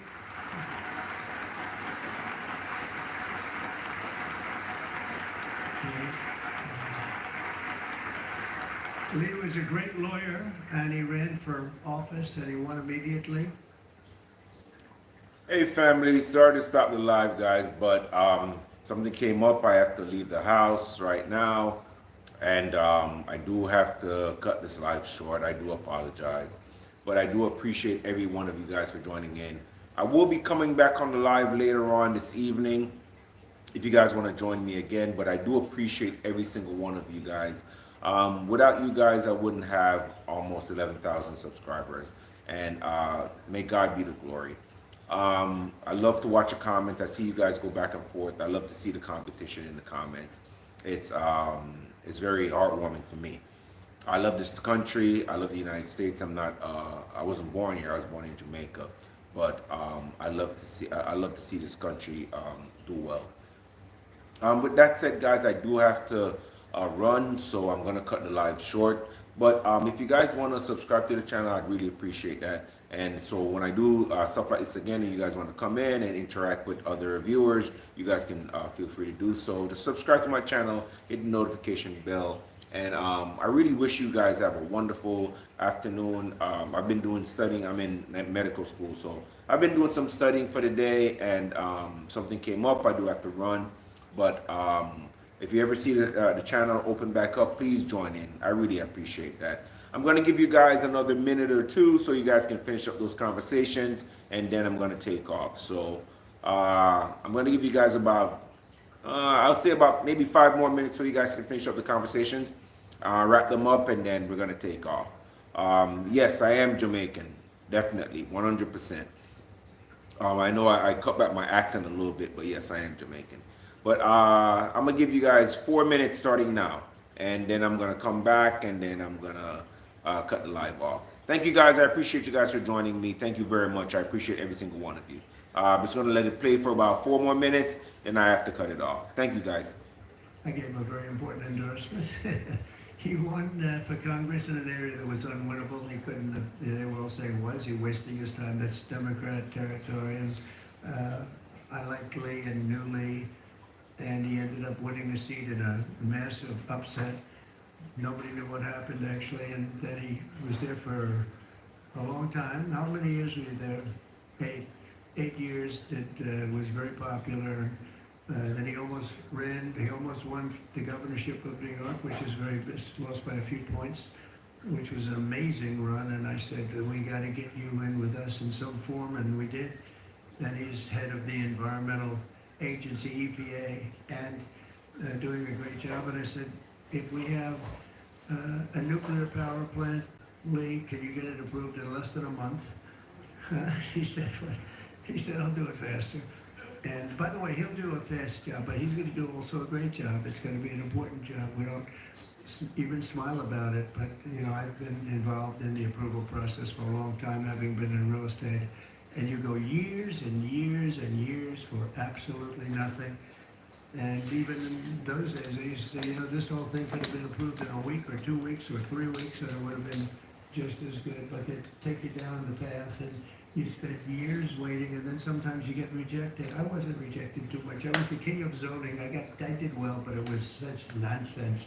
It was so terrible. The process was so terrible. But this is the big leagues now, and he's the head person in the whole country, and I appreciate it. I appreciate you doing it, and already they're respecting you very greatly. So thank you very much, Lee. Great job.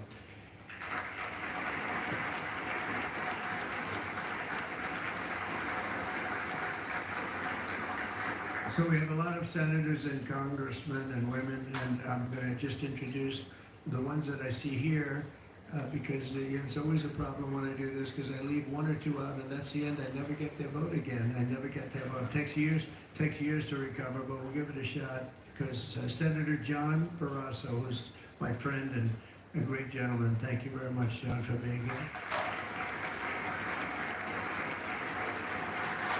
Thank you, John. Cynthia Lummis, fantastic woman who believes like I do. She believes like I do in these people, right? She believes in them maybe even more than I do. That's pretty good from day one. Thank you, Cynthia. You're doing a fantastic job. Kevin Kramer, my friend. Where is Kevin? Because Kevin, I didn't think he was here, because he had a problem, and I just will pay my respects. He wanted to be here so badly, but he had a difficult problem that he's working through, and we all love Kevin. John Hogan. John, thank you very much. Thank you. Very much. Steve Daines. Thank you, Steve. And Steve is a picker of great candidates, like he picked a guy named Tim Sheehy, who's here. Where's Tim? Where is Tim? Thank you, Tim. And Tim Sheehy has turned out to be a wonderful senator, and that was your pick. And we went with it, and you were right. And we have a great one in Tim, so thank you, Tim, and thank you, Steve. Shelley Moore Capito. Shelley, thank you very much. West Virginia. From West Virginia, she has to you have no choice. Even if you didn't like it, you have to like all, right? But they were doing a number on you. They were doing a number on you with the coal stuff, and you have not only coal, but you have among the best coal anywhere in the world. So thank you very much. A friend of mine for a long time, I'm the one that got him to change his religion in a sense. He changed the party. He went from a Democrat. I said, Jimmy, you're not a Democrat.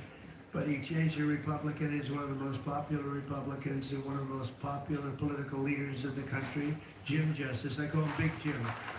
Big Jim Justice. Thank you. Look good, Jim.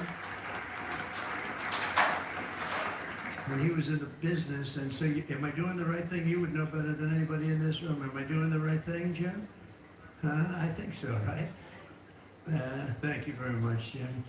Cindy Hyde Smith. Cindy, thank you, hon. Very good. Good job. People are going to be happy.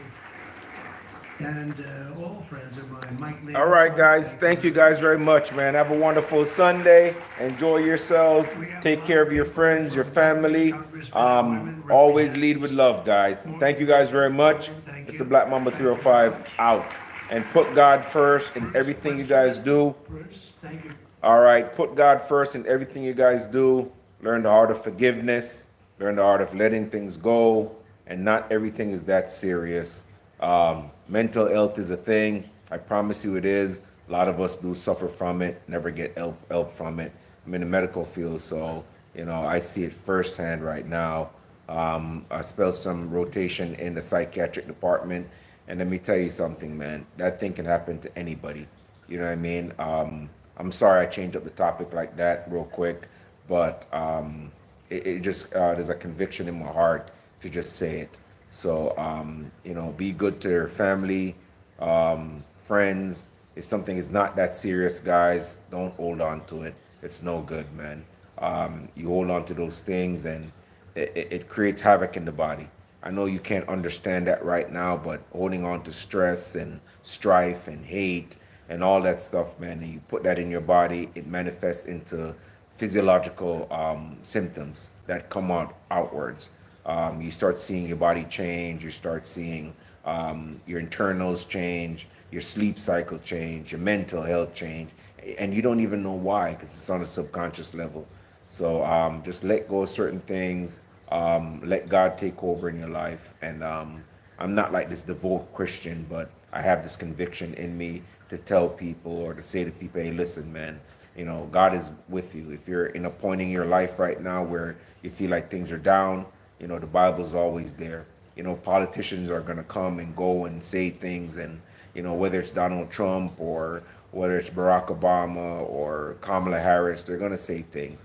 But the true answer is definitely in our Lord and Savior Jesus Christ. Always put Him first.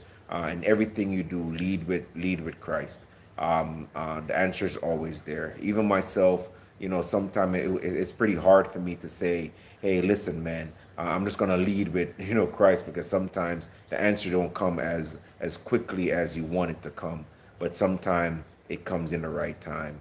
You know, it's just a matter of faith, and I know faith is not the easiest thing, you know, to believe in. When you see other people, all the other worldly people, you know, you see them doing all the wrong things and they have all the right results, you know, but it takes a special kind of person to be patient and wait on Christ. You know, I pray for all of you guys today. My heart goes out to all of you guys who are going through any kind of mental issues, who have any issues with family, personal issues going on in your life.